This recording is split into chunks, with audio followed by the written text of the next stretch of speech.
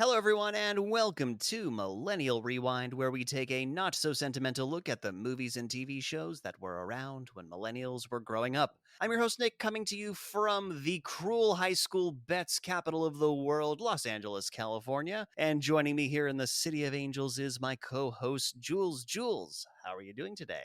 I'm learning how to walk up and down stairs without falling over, Nick. It is hard for some people. It really is. And joining us from the part of Southern California whose residents are all sixpence none the richer, my other co-host, John. John, what's happening? I'm trying to get my balls supersized. And before we explain what any of that means, if you like what you hear today, please do us a favor and hit that subscribe button. And also be sure to share the show with anyone you think might like to listen as well. And back to our show, which is today, we are going to be reviewing the 1999 teen romantic comedy She's All That, just in time for the gender swapped remake on Netflix. And John, how would you tell someone you watched She's All That without saying the title She's All That? I would say I watched not another teen movie without the references to other movies. It's so true. It is not another teen movie. It's like Scream to Scary Movie. It's the basis on which it was built. Oh, for sure. It is unself-aware, not another teen movie. I think it's slightly self-aware. Uh, Again, referencing Scream is a self-aware horror movie. They call out the tropes, but also make it work and play it straight. I think this does too. And Jules, if the producers had asked you to come up with a different title for this movie, what would it be? I had to go simple this time. I just went with Crazy Rich Teenagers. All right. All right. It's true. There is a huge class component to the clashes between the characters, for sure. I swear, it's just like I Hate Rich People movie. You know, I couldn't get past that. So a teen high school movie. Yeah, Yes. pretty much. Yeah. Okay. And I know teenagers are the worst, which we'll get to, which is why I really loathed watching this, is that this movie didn't seem to do anything to detract from that theory. Yeah, but it's okay because they're actually in their mid-20s. Yeah. There's not a single teenager here, and they don't look anything like I teenagers. think Kieran Culkin was still a teenager. at Yeah, the but like time. 13.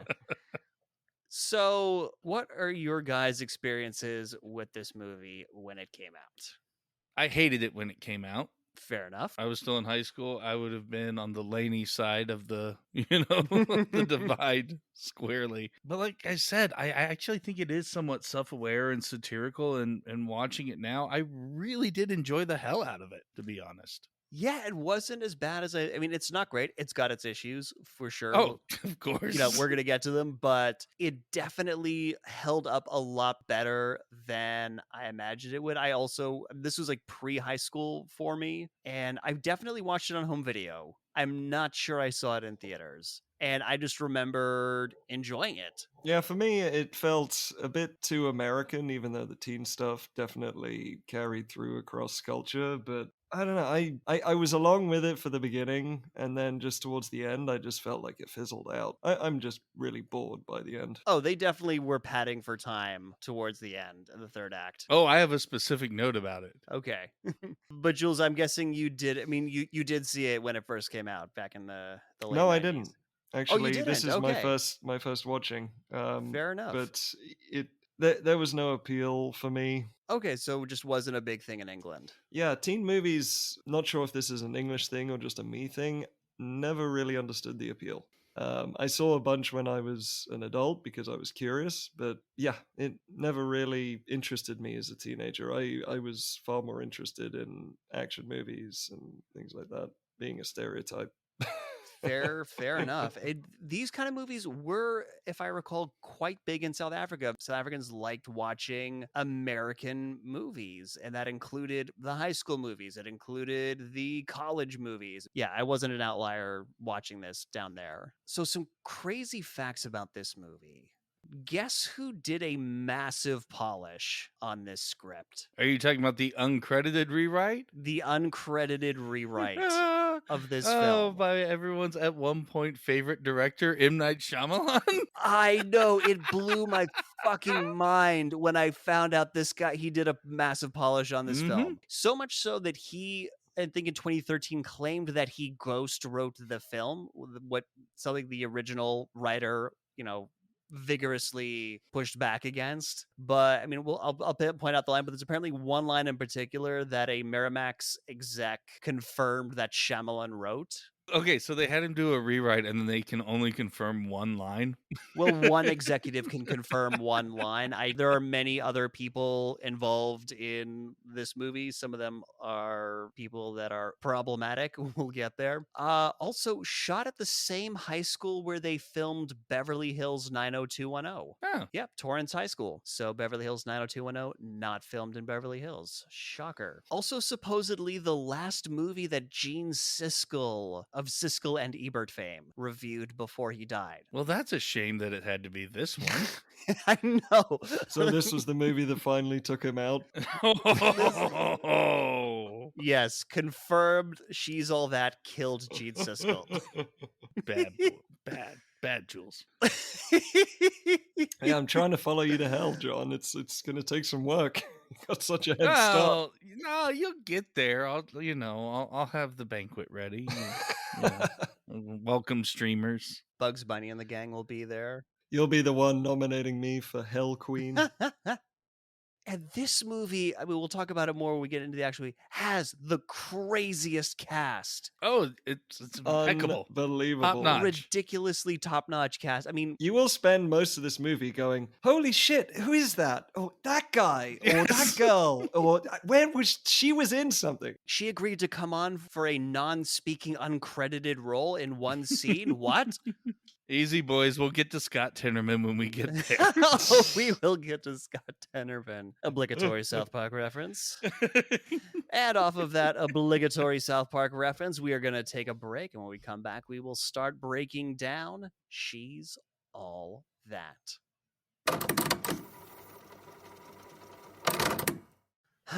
Thanks for meeting up with me, guys. Getting dumped really sucks.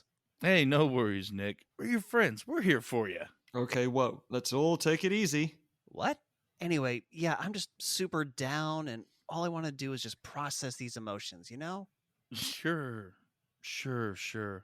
But you gotta know, your ex is doing really well without you. John, that's a horrible thing to say to someone after a breakup. Seriously? Chill out, you guys. You getting dumped is gonna ruin your reputation. I mean, everything you ever worked for in this place is shit now because of your failed relationship. Okay, dude, seriously? Are you hearing yourself? That's not what a good friend would say. There's no need to get violent. I mean, for real, you're nothing without her. Okay, you know what? No, I made my ex. I could go out with any girl in this bar, any girl, and make her prom queen. Oh, is this a bet? Are we gonna bet?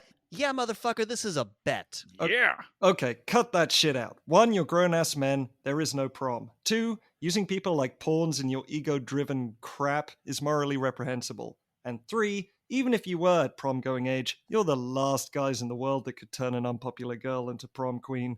Honestly, look at yourselves. Wow, that was really harsh, Jules. I'm just glad we got it all cleared up. Also, you both need to relax. This has gotten way out of hand. Out of hand how? Dude, what the hell are you going on about? I'm Dulé Hilling you guys. Oh, yeah. Yeah, that's going to make so much more sense after the break. Nothing I ever do makes sense. They got that damn right.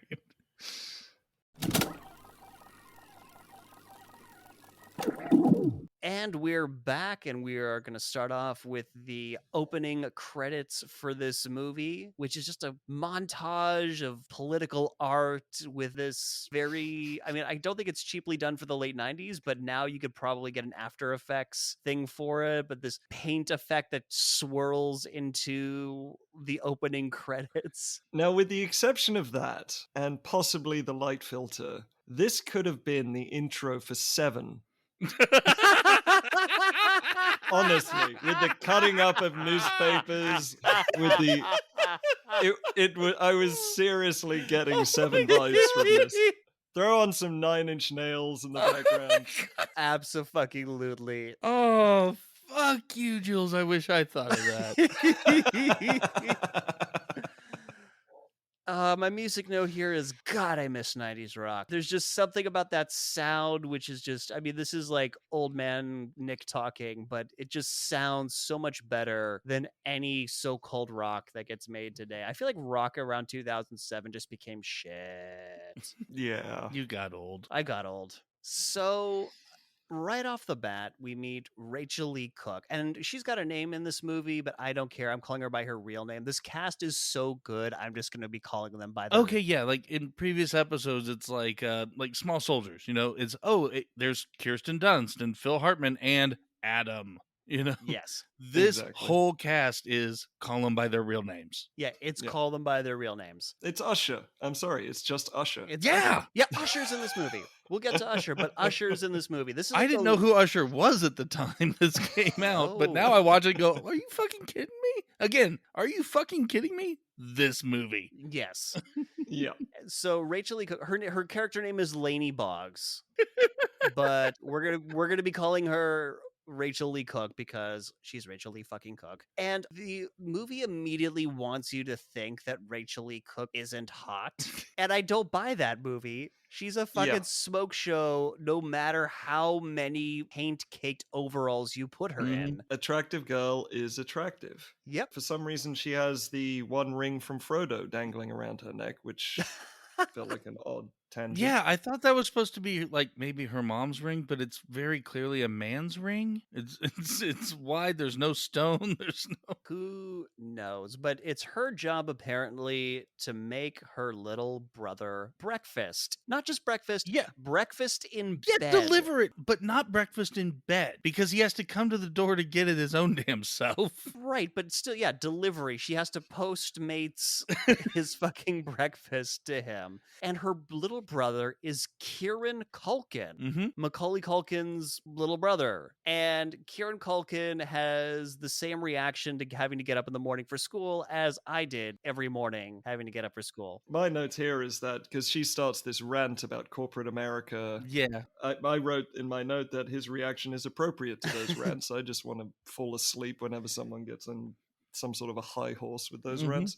And he eventually gets up after she threatens to hock a loogie in his orange juice. And I'm pretty sure Rachael Leigh Cook hocked a real loogie and has amazing loogie control. She seems to when she slurps it back in, but yeah, she also pulls like the I'm gonna do it 1, 2, 5 3/4. Yeah. Kieran Culkin is so lucky she drank milk for breakfast that day.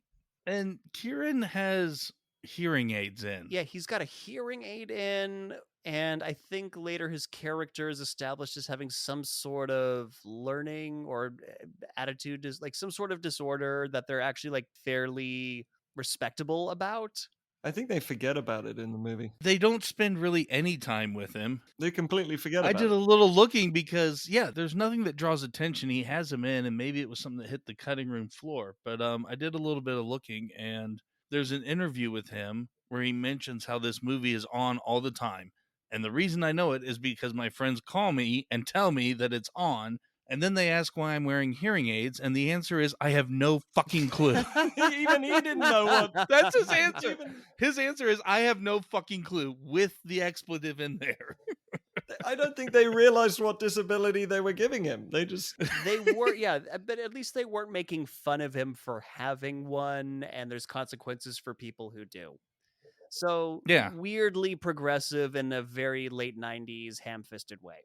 So now we're at school, and the school announcer, who is Usher, that's just his job in the Usher. movie, is to be the school announcer. I Yeah. don't think he interacts with any He just other narrates character. what happens at school. Yes, that's what he does, and then he's the DJ later. And, you know, the school announcer giving exposition cliche, letting us know that everyone's back from spring break. And we're still Mhm. getting more opening credits, and my note here is, were these opening cast credits done with word art? Yes. I feel like they yes, were done with word I art. could not remember the name of it, but I was like, oh man, when you're on Microsoft or like Hyperlink and you need to make your font look cool, there was a fucking name for that.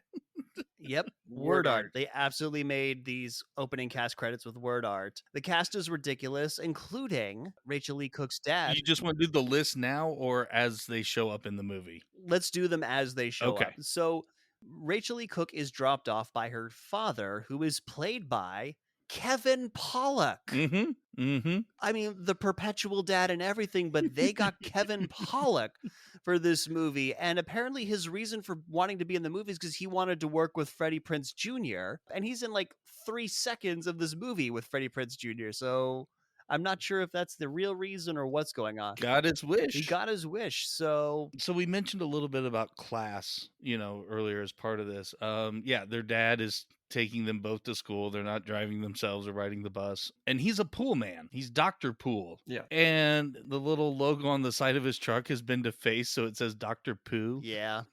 Someone tried to scrub out the L. It's just nice little touches like that. Little that makes things me like love that. this movie. Poo jokes and fart jokes. But this is a subtle one. No, the fact that one of the reasons they make fun of Lainey is that her dad's a pool guy, and they take it so far as to deface his business. Like, it's consistent within the world of the movie. It's not the fact that it's a goddamn poo joke. Poo.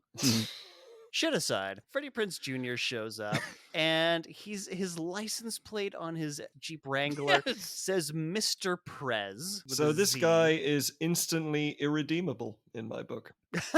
See, again, part of why I love this movie, and I say it is somewhat self-aware, because one, you got to be the absolute worst to get that plate, or it gets passed down every year. Like, it doesn't make any goddamn sense to be a high schooler with Mr. Prez, and then his introduction, which again is riffed straight for Not Another Teen Movie, is he looks at a picture of himself and then turns around. That's his reveal, wearing the same clothes and the same expression as his photo in the hallway at school. I mean, you already know not to take this movie that seriously. Yeah, after having parked in his, set aside for him student body president Right. official parking space.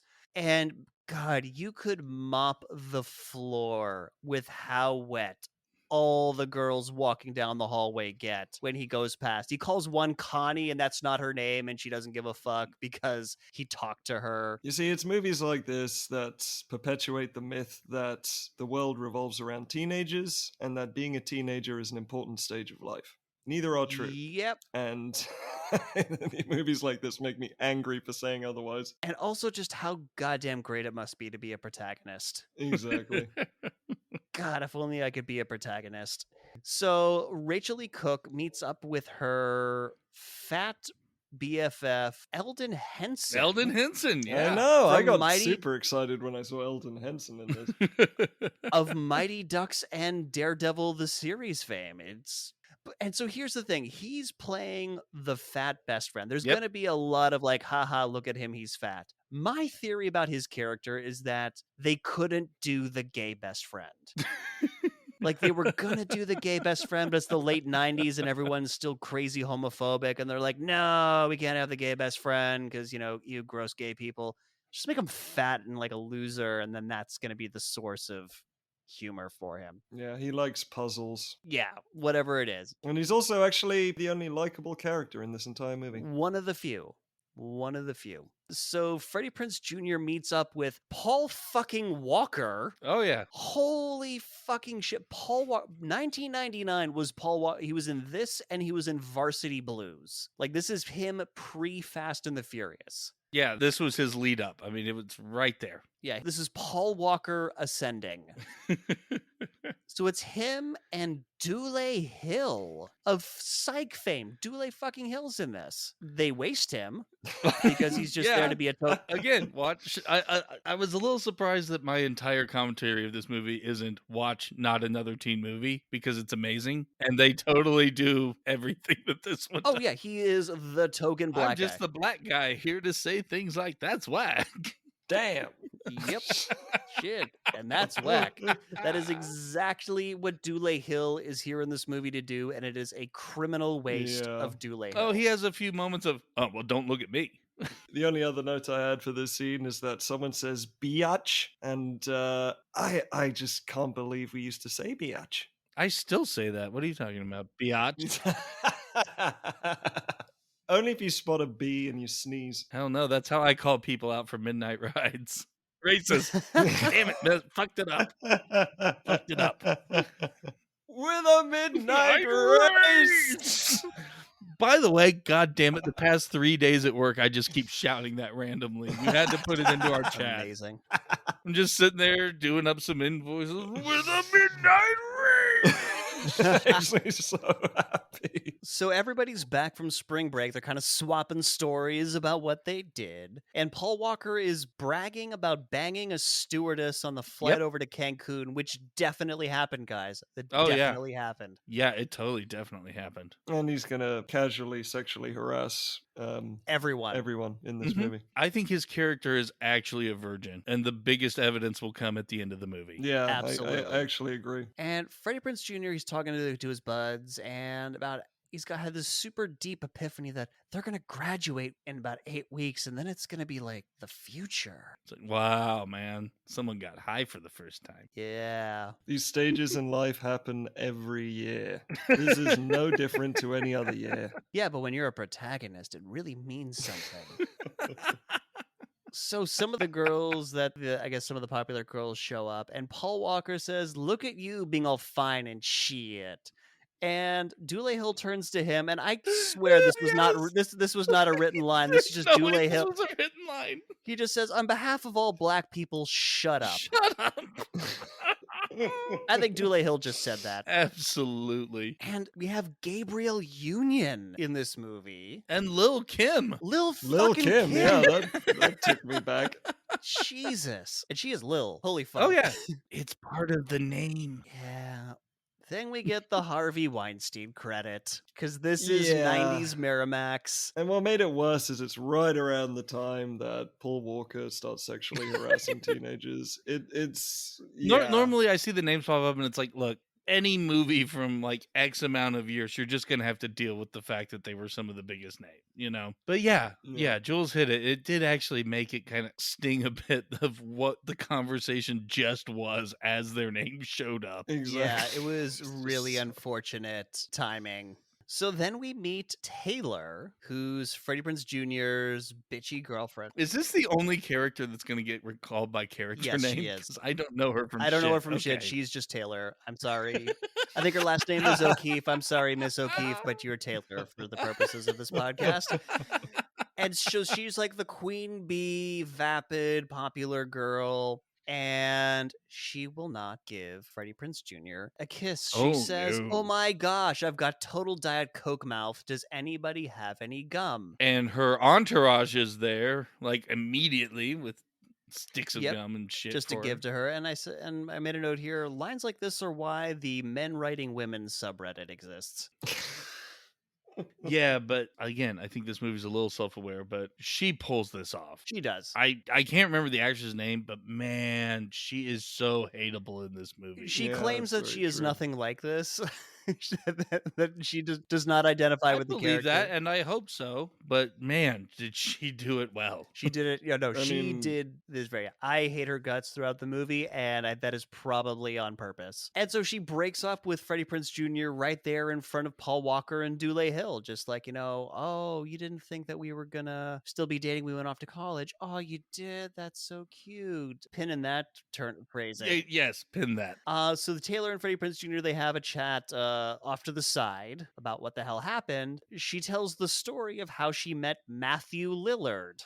Yes. So she's down at spring break. She bumps into this guy on accident who's like, "Hey, you're pretty hot," and gives him invites to a party.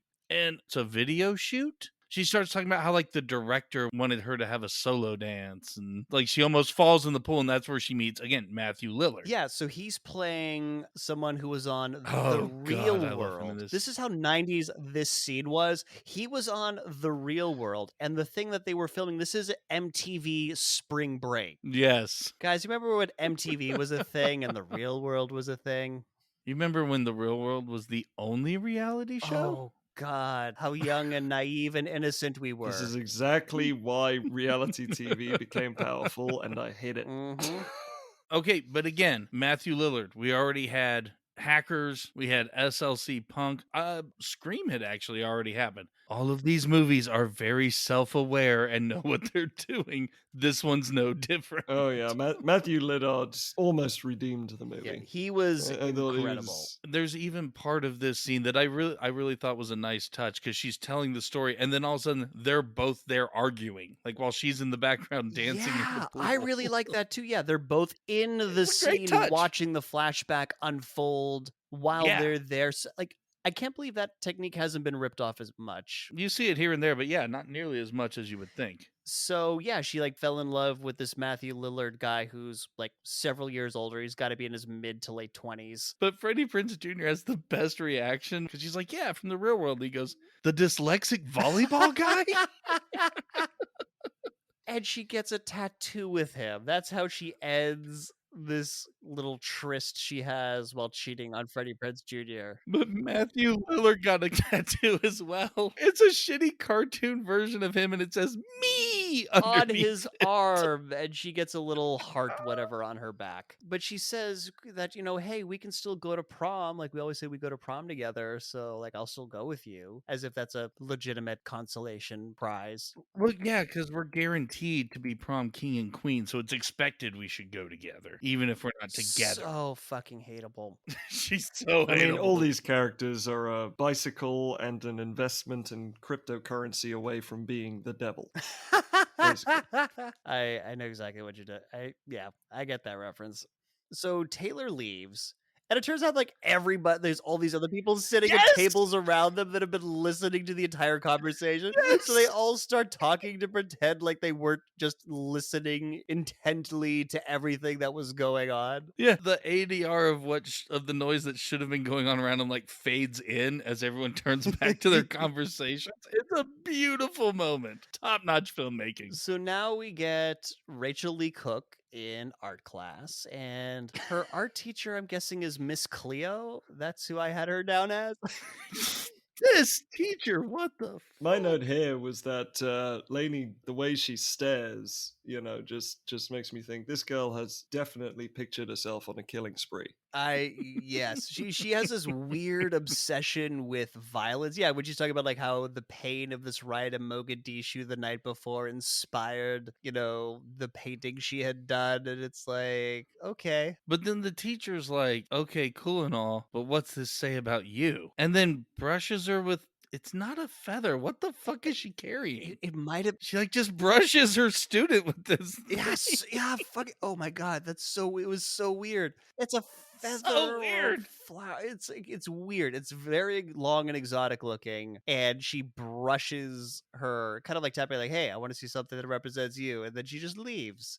And to show you how awkward and how much of an outcast Rachael Leigh Cook is, the goths come to dunk these on her two now. goth-looking girls come and basically give a long-winded story about how all the best artists were never appreciated in their lifetime. They recommend suicide, yeah. Yeah, and then giggle and walk away. This was the point in the movie where those two teenage girls were expelled, taken to a therapist, and put on every FBI watch list ever. Oh, we all know that's not how high school works. My final note for this scene is, my high school experience boiled down to its essence. But which side of that conversation were you on? I was most definitely on the Rachael Leigh Cook side. Okay. You're like, I'm the guy who walked around telling people to kill themselves. It's a weird way to tell that story, Nick. Yeah. Yeah, that's right. I was a suicide evangelist back in high school.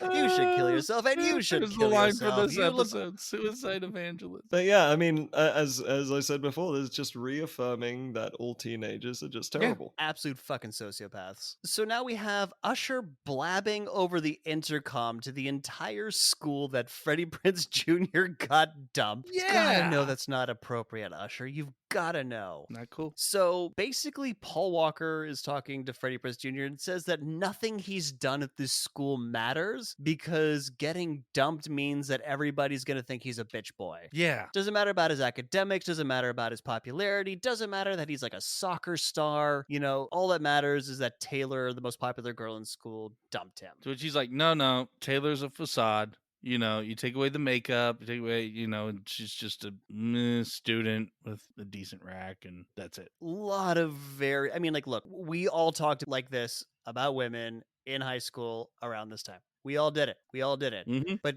hearing it being said now is just like, Oh, don't worry, it gets even worse. It gets worse. Give it like another minute of film time. It gets even worse. So we also, like, while he's discussing how all this, Matthew Lillard shows up. At first, I thought he had a walkie-talkie, and I went, "Oh shit, no, that's a cell phone clip to his shorts." Yep. Back when it was socially acceptable to have a cell phone on your belt. But he's immediately surrounded by a gaggle of like 14-year-old girls, and he signs some autographs, and he accepts a kiss on the cheek from one of them, which did not feel comfortable. Got to keep the fans happy. At which point I mean, how old is Matthew Lillard supposed to be In his this movie? 20s, for sure. Like this, like there's some very statutory stuff going Okay, on so here. this was the point where he got arrested. Okay. Hey, she kissed me, right? He had to bend down to get it. Like, he was an active participant in this. Yeah, but as soon as he sees Taylor, he's like, "All right, fuck off." He just shoves him aside, does some really gross kissing with Taylor, and locks eyes with Freddie Prinze Jr. and gives him that like, "What's up?" nod. He's like, "Yeah, man, I'm getting so." So Shit. Freddie Prinze Jr. then basically brags to Paul Walker that he could turn any girl into the prom queen because dating him would be such a massive boost to their reputation. Paul Walker's like, "Are you serious?" He's like, "Serious as a heart attack." It was around this point where I wondered why there are so many attractive people at this high school when teenagers are ugly creatures and monsters. Some aren't. Because these aren't teenagers. These are people in their 20s. Every single one of them are in their early they've 20s. already left adolescence. Their skin is cleared There's up.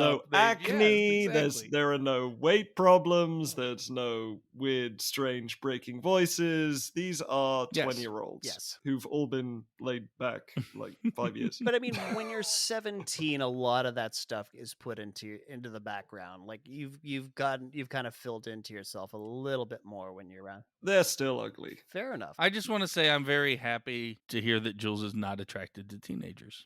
Me too. Oh god. Me too. I was worried there for I a think sec. teenagers are the worst in every way, shape, or form.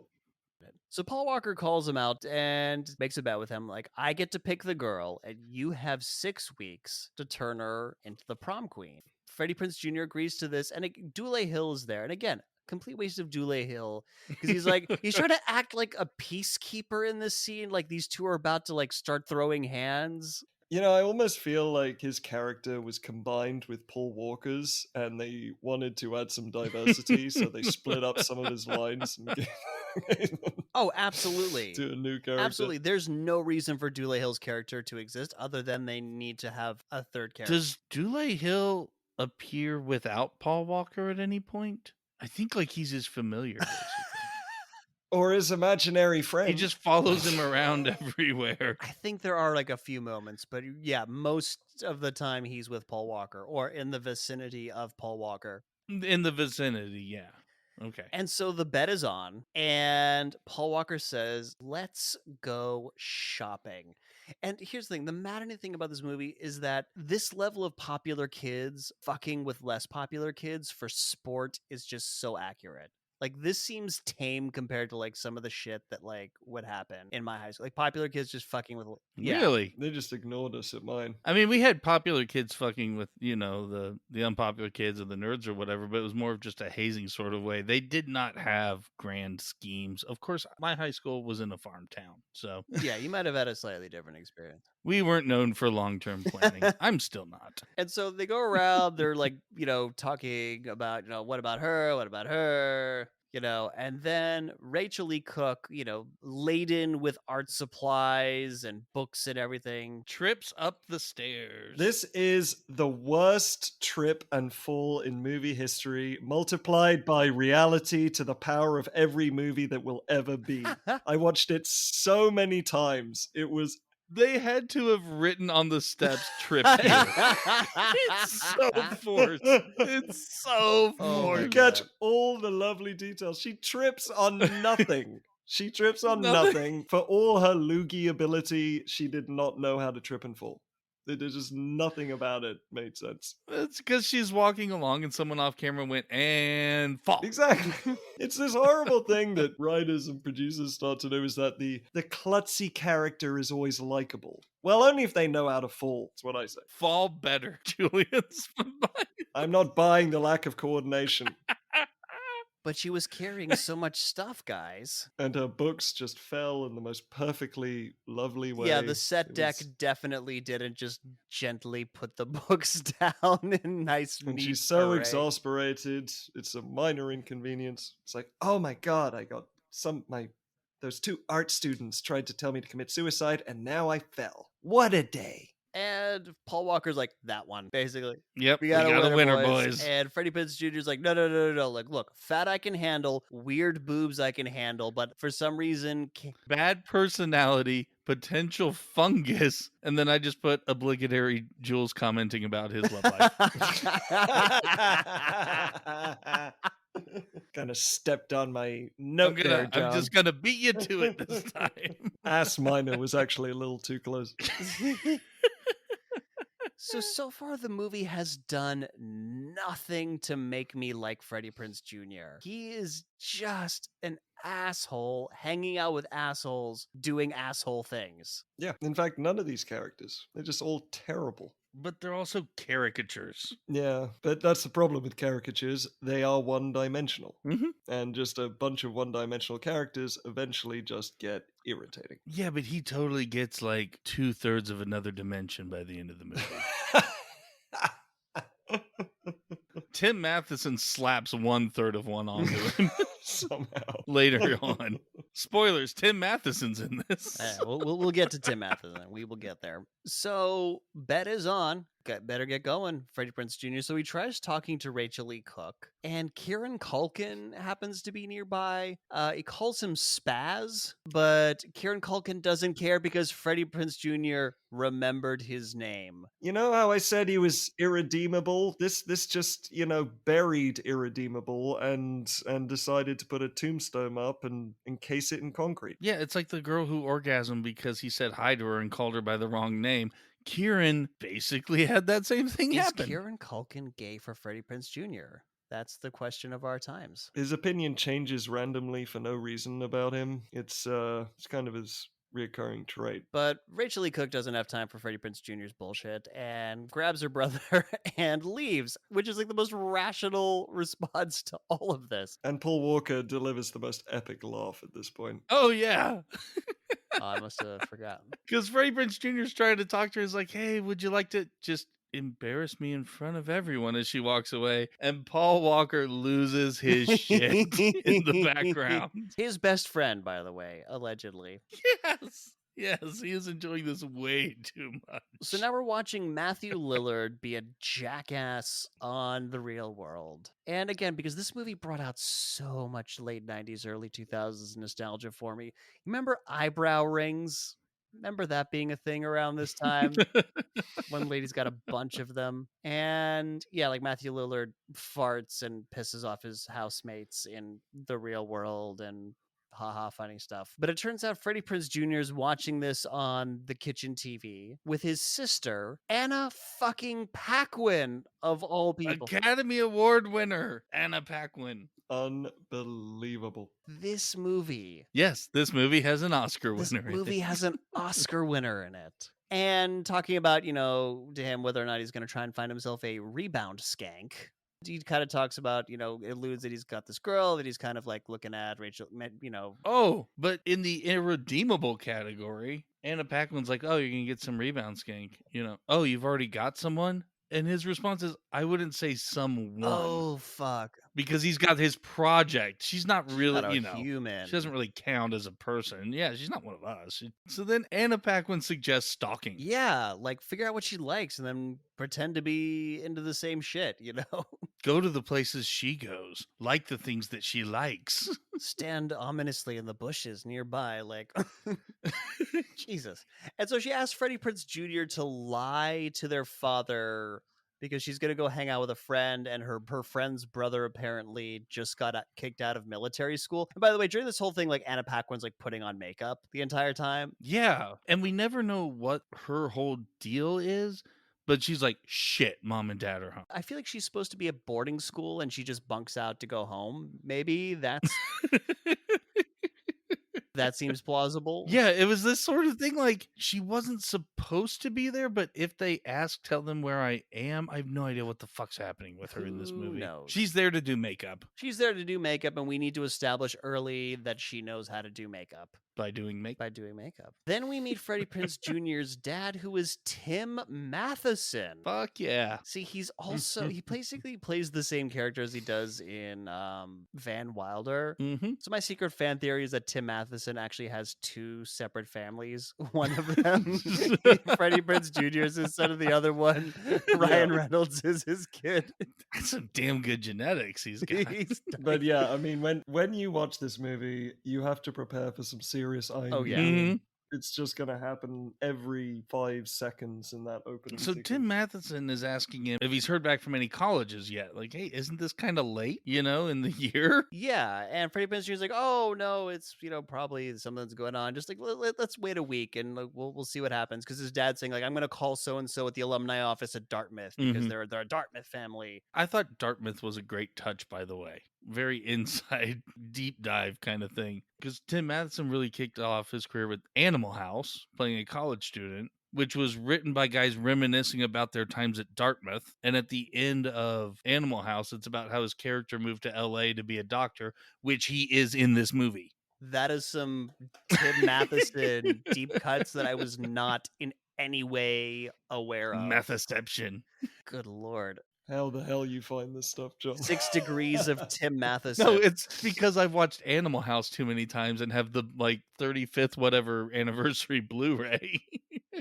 Fair enough. And so Freddie Prinze Jr. goes to his room, and it turns out he's been hiding all the acceptance letters to all these. He's gotten into Harvard, he's gotten into Yale, he's got everywhere. Colgate and Dartmouth. He's the worst. And Dartmouth. He's got everything handed to him. He's filled with success. It's so annoying. He is so hateable. This comes up later, though. So my question is, if he, part of his character is his dad really wants him to go to Dartmouth and all this stuff, and he's got acceptance letters from all these Ivy League schools. Why is there a UCLA and USC badge by his desk? Did volunteer work at some point? I don't know. Who the fuck knows? But yeah, the two big local colleges. He's got those. He doesn't have a Dartmouth thing on the wall. He's got a USC and a UCLA little badges on the wall. So cut to the worst ADR scene in cinematic history. God damn. So Taylor is shopping with Gabrielle Union and I forget the other girl's name, but one of the mean girls, I guess. Yeah, Mean Girls. Yeah. They're the mean girls. Except Gabrielle Union's kind of got a bit of a heart. And they're telling Taylor that she might want to tone down the bitchiness in general, just so she doesn't alienate people from voting for her for prom queen. Yeah. And Taylor does not understand how being prom queen works or she happens does not. because she thinks she's a legacy, which is something when you're joining a fraternity or sorority. It's like, oh, so-and-so's cousin or sibling or whatever was part, so you're kind of almost automatically guaranteed to get in. Right. She thinks because her mom and her aunt and and so-and-so almost was but got sick or something. I don't fucking know. And they're walking down the street at this point when they're talking, and ADR is atrocious. I think you mean amazing.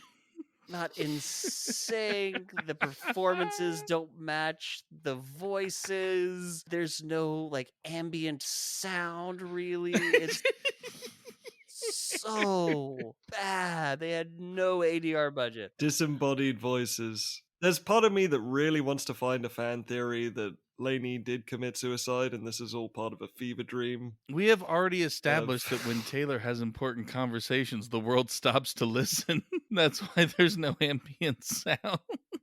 So Now we cut to Rachael Leigh Cook's place of work. It is a falafel restaurant where she has to wear a ridiculous falafel hat, which apparently they just found at Goodwill and thought it would be a good touch to add to the film. Yeah, falafel gyros, that sort of thing. This fucking hat. I kind of want it, I do too. but just to keep it on a shelf. Yeah. Or wear it. She gets to work at a falafel stand and talk about Yeah, balls. with discount Dan Castellaneta. That's how I describe the guy who He's one of those guys who's popped up all over the place. You know, he's just Yeah, he's that been in a old lot of guy. stuff. He's that skinny old guy. And he's like trying to figure out what he wants to order, and he wants to know how big it is if you supersize the falafel balls. And He would like a sample ball to examine before making his Yeah. decision. yes, The line, I had to write it down because it was very special. Perhaps I could see a sample ball to better equip myself for such a decision. holy fuck, this guy takes falafel seriously. Yeah, Jesus, you thought Freddie Prinze Jr. had problems like making a decision on college. Yep. This is it's foreshadowing. This is his future if he doesn't learn to get his act together.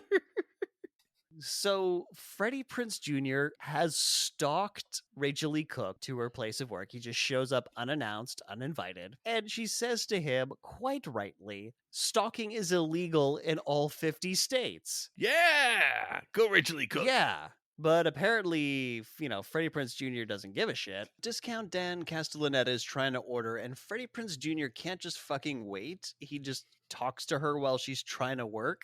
And eventually she takes him aside. And as we pan over, turns out Elden Henson is just eating there. Just there. Just eating. He's just there. Rachael Leigh Cook immediately assumes that Freddie Prinze Jr. wants her to tutor him in the last 6 weeks of school, apparently. Yeah, the timing of it was weird, but the reaction was good. This is and is going to come up in this movie. It's not simply a matter of, oh, take the glasses off and suddenly she's perfect. She's got a few issues.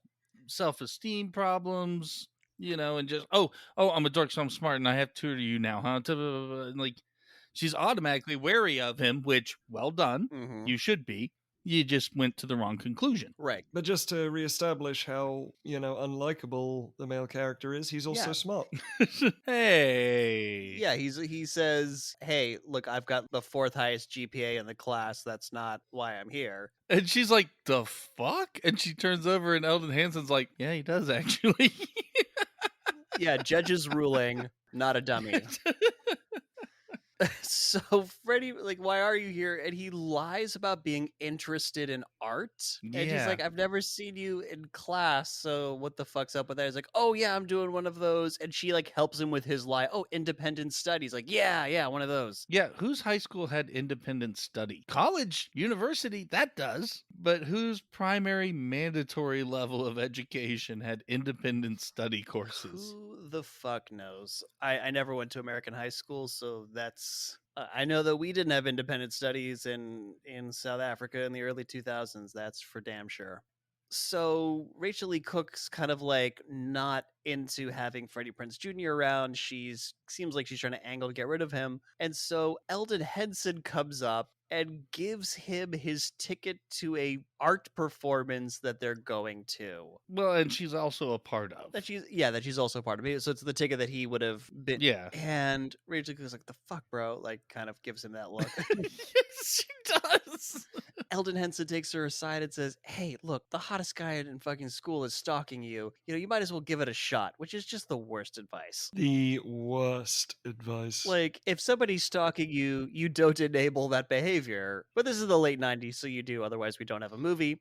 And so, very exasperated, Rachael Leigh Cook is like, okay, starts at 7:30, meet me there at 7, parking's an issue, just like, don't be late. Hey, should we go and get some dinner maybe before? I was expecting you to cut me off because she's like, no, shut the fuck up. Yeah. So he leaves, and so she goes back to finish helping Discount Dan Castellaneta complete his falafel order. And he comes, I see he has decided whether or not he wants to supersize. And yes, miss, you can supersize my balls.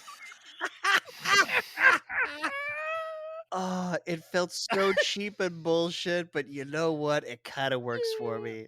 I loved it. Kind of worked, yeah. This old man is just so innocent looking, like he doesn't realize what he's actually saying. Yeah, you just referred to your nards, my dude. Ingorgio. And now we cut to the art show. Oh, fucking boy. Here we go. It is so, Freddie Prinze Jr. is sitting there looking very out of place. Let's be honest, guys. We've all gone to this art show. We've all gone to this art show to try and have sex with the artsy girl, and it never, ever worked out. We've all done this. It's also kind of the dream arts show in its certain way. I mean, they got 2 midgets in leotard and swim caps. It's incredible. My note here is, how did the writers of this movie have access to my dream journal? Yeah, like the main performer is It's Discount- Mitch.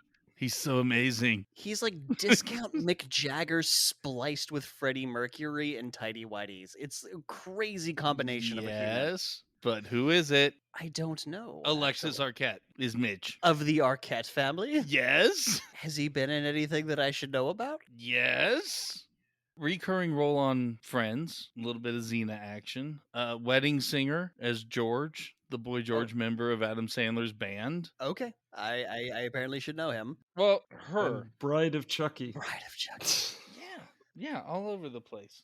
Yeah, so this artboard, it's got, random projections of random things all over the stage. It's got, as Julian said, 2 little people wearing purple leotards. There's a flaming trash can. And then at some point, Rachael Leigh Cook comes out dressed in white with white face paint with like a giant white satin cloth. And they all huddle together and they go, "Be still, be silent," or "Be silent, be still," whatever order that was said.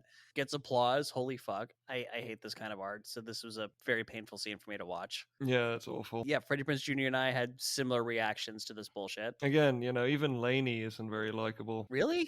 For this reason and all of her bloody causes. No. You're cool with the constant preaching, but because she does a little bit of performance art, that's the... No, this is just confirmed. I mean, I honestly, from the very start, she seemed pretentious and annoying.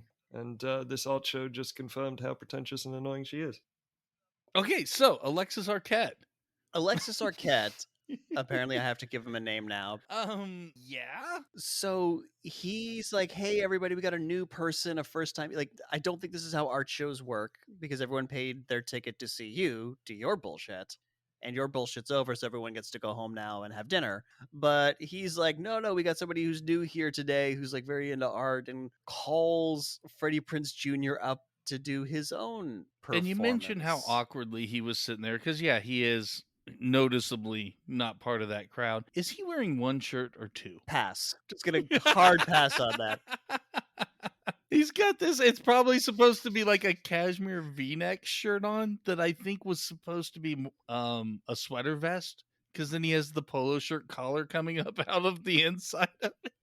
So here's the thing. I know for a fact this was a low budget movie, and from the little research I did, a big place where they cut corners was wardrobe, and a lot of this shit came from Goodwill. So Yeah, but just this combination makes him look like the preppiest motherfucker you could imagine, except for the fact that he doesn't have like a sweater draped over his shoulders. that was a missing piece of the whole outfit.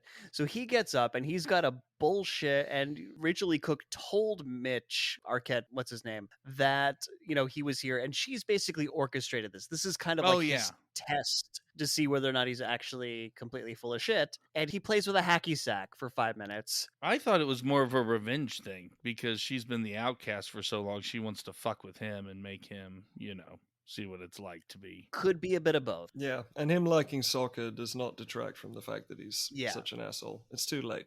You can't redeem yourself to soccer, as an Englishman. He can't use a hacky sack with him. If you have a hacky sack in your pocket right now, especially when you're going out on a date and you bring your hacky sack along. Yeah, you are literally Satan. So he does a hacky sack before he's like, can't drop it. Like, and he's somehow manages to enthrall this crowd. And eventually he gets there and he's like, but at some point, you have to let it drop. It always drops. It always drops. But yeah, the tech crew at this performance art place starts improvising like lighting and music for him. There's a drum beat Yeah. going. Like, Like a green light that goes over him in the stage. It's they make it work for him. The whole world revolves around him. He's the protagonist, and God, how awesome it must be to be Protagonist a protagonist. power. And this impresses her. This bullshit impromptu hacky sack performance. Yeah, again, I think she expected him to get up there, get nervous, and kind of shrink away. But then he goes and ruins it, so it's all cool. Yeah. Cut to Hollywood Boulevard. They are now walking out because the theater is apparently adjacent to Hollywood Boulevard, except it's not, okay? It's not. So I did some research. I don't know why this was the thing I looked into. I looked at the address on the front of the theater before we have this whole bullshit art performance scene. I put it into Google Maps, and the address that comes up is in Hollywood, but it is not on Hollywood Boulevard. It's like a street that's off Fountain. This address, it does not go out onto Hollywood Boulevard. Bullshit. Okay, so no. The theater It's got you very upset, Nick. I like geographical consistency, goddammit. But in the world of this movie, they go out onto Hollywood Boulevard. He asks her, "How much did I suck?" Pointless band, because he ultimately doesn't come across like he actually cares whether he sucked or not. Mm-hmm.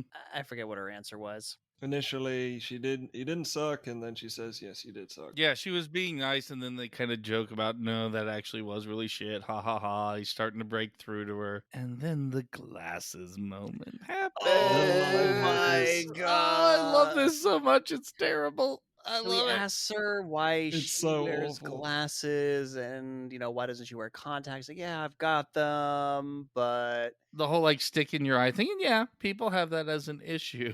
And then all of a sudden she just sees right through him. yeah, because he uses this as like a bullshit pretext to like compliment on how beautiful her eyes are. Yes. And it immediately sets off her bullshit detector. She's like, "Oh, okay, you're fucking with me. This is ridiculous." What? What? What do you mean? What do you mean? She's like, no, I had a suspicion. Turns out I was right. Bye. I'm leaving with Mitch. Yeah, she's gonna leave with the Arquette Alexis guy. Arquette, yeah. Alexis Arquette. She's like, of course, the popular guy going after the nerdy girl. Blah, I should have seen it coming. There's an entire movement in the 20s. It's called surreal. No, Rachael Leigh Cook. It's called surrealism. That was the movement. You're meant to be the art student in this movie. I get that you're talking about how this whole situation is surreal, but if you're gonna be quoting art movements, get the name right. Artistic terminology and geographical consistency. The weird shit Nick obsesses over. Hey, there wasn't any military stuff this movie, so Also, I call bullshit on this scene because nobody on Hollywood Boulevard is trying to sell them drugs or give them their bullshit rap demo CD. There's none of that, and so the scene is bullshit and unrealistic. They pulled a G.I. Joe. They did. And this is over by the Pantages. Like this where this scene takes place. That's bullshit happens. I'd say that's on Hollywood the and Rhyme. prime. That's the prime real estate for these sort of things. Oh yeah. My favorite thing is that when you get handed the CD, just go, "Oh, thanks," and keep walking. Yeah, because they're gonna try and get you to give you some, They get them some money. They got to get your donation out of you. You can't just have that for free. You handed it to me, motherfucker. So random story. Took a friend of mine a couple years ago from out of town to Venice Beach. And that is another prime real estate for bullshit rap CDs, and he bought it. And we listened to it. It was awful. The rap. Don't buy the CDs. For anyone who comes to Los Angeles and somebody tries to get you to buy their rap CD on the side of the road, whether it's in Hollywood or Venice Beach, don't do it. The rap is shit.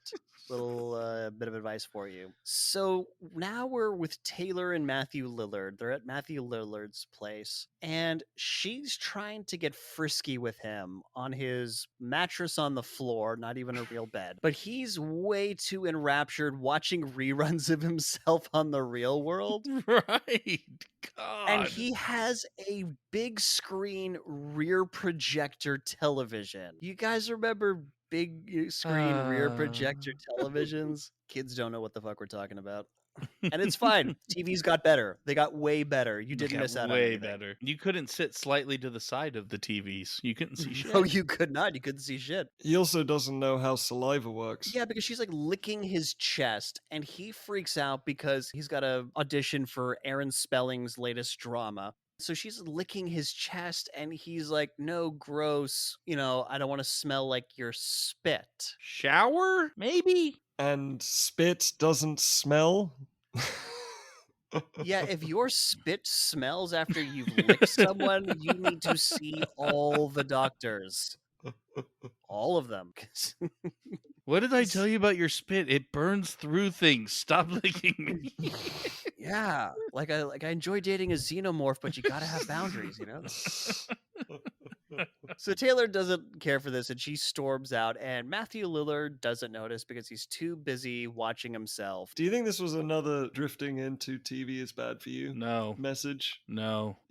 Let's stop having sex. I want to watch TV. No, Watch because TV. he's just too much of a douchebag and is self-absorbed, and it's shut up, stop doing that. I'm on TV. But if that was the case, wouldn't he get more aroused at seeing himself on TV and want to have No, sex? because she's distracting himself from him. Okay. Yeah. Well, he could still look while it was going on. Could, but he... See, you don't understand because you're not a douchebag. It's a foreign language, yeah. You got to get into the mindset of being completely self-absorbed. I mean, we live in LA. That's not a hard mindset to get into. Just casually look at any random person. So Freddie Prinze Jr. is continuing his stalking spree because now he's at her house. Yep. Holy shit. Yeah. He's talking to Kevin Pollak about pool stuff. He's they're by his truck, taking a very big interest in pool stuff. Kieran Culkin asks him if he wants to play Sega. Sega. So Rachael Leigh Cook comes out and again rightly calls out Appropriately calls out Freddie What Prinze the hell Jr. are you for being a doing stalker. here? It's like, what the fuck? And so he invites her to go with him to the beach, but of course she doesn't want to go because you're a creepy motherfucker. So he holds her brother hostage. Right. He's like, well, if you don't want to go to the beach, I'm going to play some Sega with Simon here. Yeah. And so she's like, no, I'm not leaving you with my brother. Exactly. But her response is like, no, you can't do that. And he's like, what? He invited me. Yeah, so her family is enabling the stalking. You don't want to go do the thing that I was about to go do, that I invited you. So instead, I'm going to stay at your house and play video games. The protagonist of this movie that we are supposed to identify with. This had me laughing my ass off. The logic in This is like one of the many scenes where Rachael Leigh Cook is trying not to smile while acting with Freddie Prinze Jr. There's just something about their one-on-one scenes together, a lot of them. She's clearly like having a great time making this movie and is struggling to suppress that fact. I have a feeling Kevin Pollak's making faces at him off camera. Probably. Just dancing around with the stupid props of like all the shit he cleaned out of people's pool filters. Yeah. So she agrees to go to the beach. So they're walking along the beach. Rachael Leigh Cook is being a total buzzkill about all the chemicals being pumped into the ocean. Totally ruining her stalker's good time. God, I knew some people like this. Freddie Prinze Jr. tells her that, she really should just smile every now and then. Like, it wouldn't kill her to smile every now and then, which is something that women love hearing. They love it when guys tell them that they should smile. He is like just one stage of bluntness away from saying, why are you always such a bitch? I know. Pretty much, yeah. Well, I saw the ocean. It reminded me of this thing I saw on CNN about the chemicals and like she is one step away from, PETA. Well, honestly, it just seems like she's suffering from incredible depression after her mother died, as we'll find out. Oh, yeah. Like I said, she's got issues. And this movie is, projecting the absolute myth that you can get out of it just by not wearing glasses and smiling now and again. I disagree. Okay. I disagree. Because even when that happens, she's still her. True. Even when she's wearing contacts down in her painting state, she still has her issues. She still has, her problems, her self-esteem, and it's not a quick fix, and it's not portrayed as such. Yeah, most of these movies do that. This is not one of them, and I like it all the better for it. But there is the important thing of, like, you can't just hide yourself away all the time either. That's not good That's true. So anyway, But before we dive into that aspect of Rachael Leigh Cook's character, we get stalkerception because Paul Walker and the gang have yay! shown up to crash their beach party. He apparently, when he found out that Freddie Prinze Jr. had taken Rachael Leigh Cook to the beach, he just knew he took her to the same spot he took all the other girls, and so he decided to bring a party with him. Yeah, he's doing his damnedest to make this bet not happen. He's not doing his damnedest yet, but he's like, yeah, I figured you'd be at your spot. Hey, chick he's with now. Lots of chicks have done it with him here. Yep. Jesus. Paul Walker, ladies and gentlemen. So they brought everybody. They brought Dulé Hill, they brought Gabrielle Union, and other mean girl, Taylor, not so much. They all kind of settle in. They put down their beach towels and umbrellas and whatnot. And Rachael Leigh Cook gets down to her one-piece swimsuit. And Paul Walker says to Freddie Prinze Jr., "From here, she almost looks normal." And I'm sorry, in what fucking reality does Rachael Leigh Cook not look normal? Like, It's ludicrous. seriously, movie. All of them because she's better than normal. Apparently, yeah. But yeah, she strips out of her overalls or whatever baggy ass thing she was wearing and into the swimsuit. And Paul Walker's like, holy shit, he's got a body on her. Damn. I didn't see it through all the paint earlier. So Dulé Hill is trying to get a beach volleyball game going. Well, he first asked the girls, and he asked Rachael Leigh Cook, Lainey, whether or not she wants to play. And the other girl, she's like, no, she's not interested. And he's like, is your name Lainey? And she says, lame nanny? no, is your name Lainey?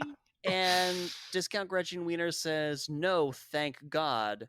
No offense. No offense. To which Rachael Leigh Cook says, none taken. How none taken? Literally insulting your name and stating quite literally that it would be a terrible thing to be named the same thing as you. I just got excited that we're going to get another volleyball montage after Top Gun. Yeah, and what I love about this is part of why she's speaking up for Lainey is it's like, oh, I've seen you in gym class, you suck. Yeah, no. And then we get to the volleyball, and she really does.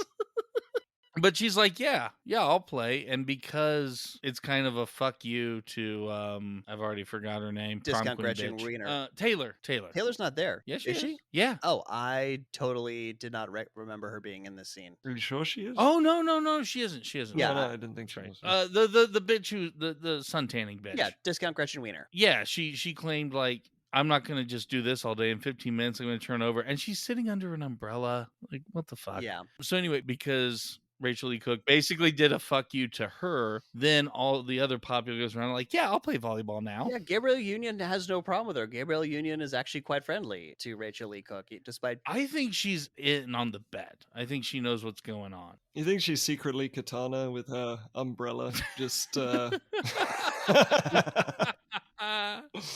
watching? No, I think she just stands afar, for her 10,000 year existence. But no, like you were saying, like, where the fuck was I? Where was I going? You threw me off with Katana. No, I think she knows about the bet, and she's kind of playing both sides, like giving Taylor advice of, hey, watch it. This prom queen thing's not secure. And then, well, let's see how well, Rachael Leigh Cook could fit in. Maybe this is a possibility, Well, anyways, you slice it.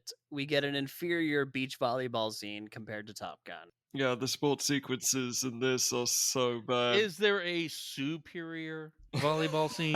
No, it let's really be is honest. the apex of beach volleyball scenes in movies. It's just that, Hollywood writers, I swear, all they know is beach volleyball. Speaking of tangent, but did you see the news about, I believe it was the Norwegian beach volleyball team? Ridiculous. Just let them wear the fucking shorts. Like, who gives a Yeah. fuck? What happened? Nick, okay, this Norwegian beach volleyball team is in trouble because their players are wearing, fairly short, but shorts instead of bikini bottoms. Yeah, they're wearing like Under What? Armour compression shorts versus... But like the short ladies version. Yeah, Yeah. versus bikini bottoms. Meanwhile, there's a Paralympic runner who's basically wearing the same thing who caught shit for her shorts being too revealing. Actually, I think hers were a little longer. Okay, so anyway, back to the movie. I just had to bring Yeah, that one up. of them isn't giving people enough of a boner, and the other one's giving people too much of a boner. Like, goddamn, just let them wear whatever the don't fuck they know. want. I don't Jesus know. Christ.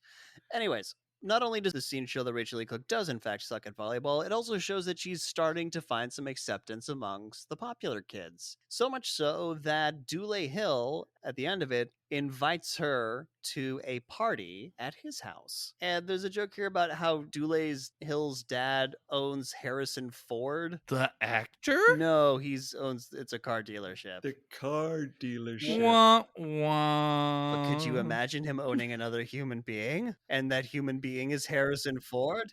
Apparently, the Mean Girls, Gabrielle Union, Discount Gretchen Wiener, driving off in their own car. And this is one of my favorite lines of this movie. Gretchen Wiener basically says that if Taylor finds out about Freddie Prinze Jr. bringing Rachael Leigh Cook to the party, she's gonna shit frisbees. Whether they're together or not, if he shows up with her. Yeah. And this is not like an aside in the movie. They say it right in front of Rachael Leigh Cook, and there's even a reaction to it. It's ridiculous. This isn't a stage whisper thing. They literally say it to her face. So, question. Was the invitation to the party for that night?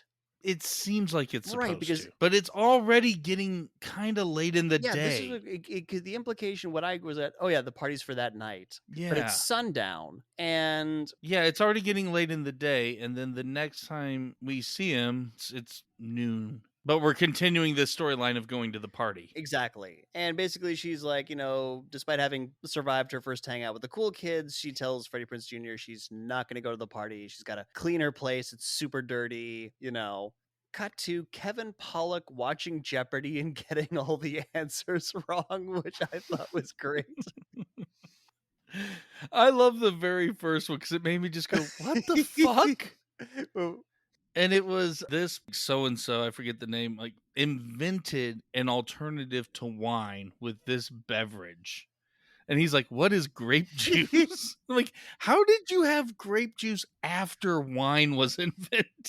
Yeah. So that's the level of like terrible he is at Jeopardy. And we also have Kieran Culkin eating peanut butter and jelly out of the jars with his fingers, and the jars are labeled with his name because apparently they need to this is a thing he does. That's a good idea. If he's gonna keep scooping it like a bear with a honey pot, let's just give him his own jars, okay? And again, I think this is just like, hey, he's got some sort of, personality quirk thing. So, he gets his own PB&J jars. But all you get from the movie is that he's just kind of a weird kid. People make fun of him. You don't really, there's never attention brought. They just really forget to about it. Anyway, can we get to the soccer team showing up with feather dusters? We're Please. we're almost there. So Elden Henson is on the phone with Rachael Leigh Cook, telling her that she should go to the party because she's afraid of letting anything good happen to her. Doorbell rings. Freddie Prinze Jr. has showed up with the junior varsity soccer team to clean the house. And his sister, he brings Anna Paquin with her to help her get ready for the party. Yeah, because protagonist. Yep. Because protagonist. That's the power that you have when you're Mr. Prez. And I love the fact that Kieran Culkin high fives him with his hand, and his hand just has jelly on it. So while Anna Paquin is making Rachael Leigh Cook presentable upstairs, Kieran Culkin offers Freddie Prinze Jr. a drink and proceeds to make the most disgusting cocktail. At first, he just grabs, it looks like some rum and then maybe like a can of Coke. It's like, okay, rum and Coke, cool. And we move on, but we keep coming back to this drink.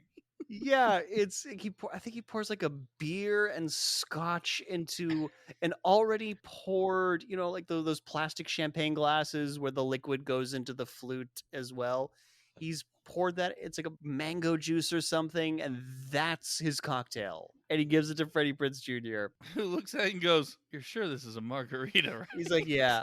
At some point during all this, with the junior varsity people cleaning up, Kevin Pollak eventually looks up and is like, who are you people? The only reason is because they answered Jeopardy Yes, correctly. because they answered the question correctly. They answered the question, and he hears the TV say it again, and then he stops and looks, and he's like, where the fuck did these people come from? Yeah, he's got Jeopardy in the background while he's doing paperwork for his business, which is why he's so out of it. And now we get to the iconic scene of the movie. When people think of this film, Yeah. this is what they think about. Anna Paquin comes down and he says, I'd like to present the new, not improved, just different. Okay, we're not being judgy here. Laney Boggs. And we get the Sixpence None the Richer song, Kiss Me.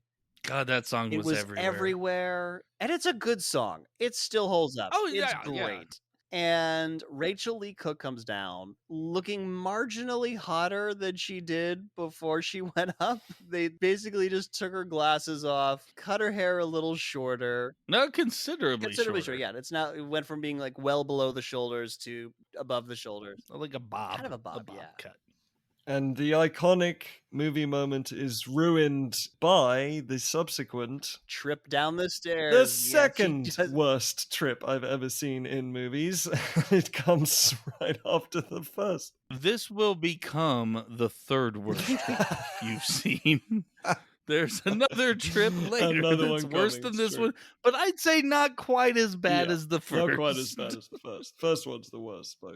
I mean, this one you could say maybe because she's never worn heels before, but she doesn't know Yeah, how heels the going stairs. downstairs. I mean, It's hard. It's difficult in heels. So they're gonna go leave for the party now. And again, was this the same day? I don't know. The time is very weird for this sequence. But as they're leaving, Kieran Culkin just starts making this really elaborate kissy face. Air kissing. Yeah, Has his hands around an imaginary partner, like groping up and down them and tongue flapping around. And Freddie Prinze Jr. looks back and sees him doing this, gives him a what the fuck look. Yeah, see, to his credit, he's not like, that's what me and your sister are gonna be doing. He's like, dude, not cool. Yeah, it's Kieran Culkin being like, that's you and my sister. That's what you're gonna be doing. That's right. That's what I'm thinking about as the little that's brother. not our brother's brother. Why are you thinking that? I do, because he's I don't know, got a thing with them on the spectrum. Who the fuck knows? I don't know. Think that's how the spectrum works. Not the parts I'm on. And so he says to them to try and recover, he tells them to drive safely. So we are now at the party at Dulé Hill's house. Holy fuck, this is a massive house. Yeah, damn. Rich people are evil. Rich people are... It's like, I want a car dealership named after a Yeah, celebrity. This movie does Ford. have a real I hate rich people feel about it. No, this movie loves the fuck out of no. rich people. No. We'll get to this in the subsequent scene. No, you, the viewer, hate them. This movie fucking I don't loves think them. so. I think this movie secretly hates them. Agree to disagree, you two. Let's move on. There are so many people at this party, Dulé Hill doesn't even know all the people who have shown up at his party.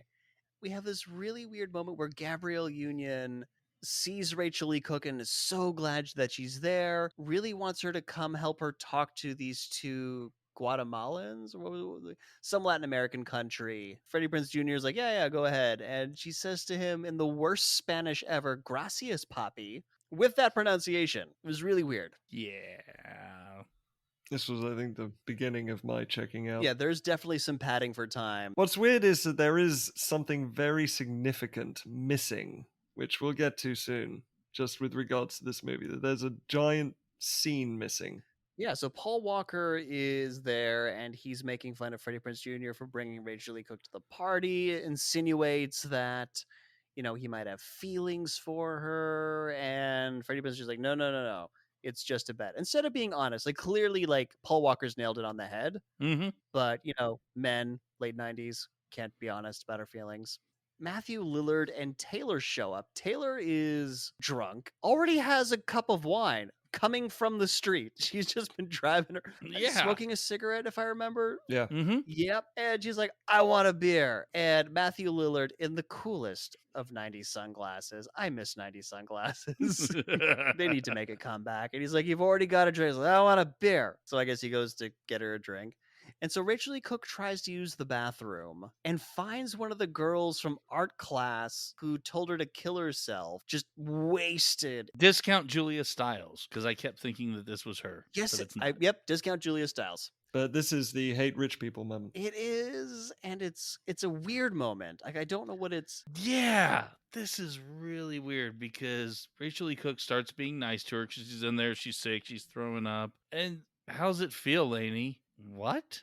She's like, I get my top choices to the top art schools and you're cleaning my puke. And passes out in the bathroom. Yeah, she's not cleaning her puke. And yeah, I don't know what this moment is. I like maybe something got cut out of the movie that makes this scene make sense, but she notices that Discount Julia Stiles' purse contains art supplies, and she gets a devious little grin on her face. You see, this moment should have been a prank that everyone saw her do and that's what made her popular, because we get a transition moment where suddenly she's popular for no reason, for her playing a round of beach volleyball and showing up to a party. That's suddenly what made her popular. I think it was implied that everyone knew she did it because, like, she came walking out Well, of there. no, And then this because she girl did closes pretty the much door right after. behind her to make sure no one can see. But when you close the door, it makes a noise, and everyone's like, "What the fuck is that?" I mean, Taylor was talking. There's a noise that happened.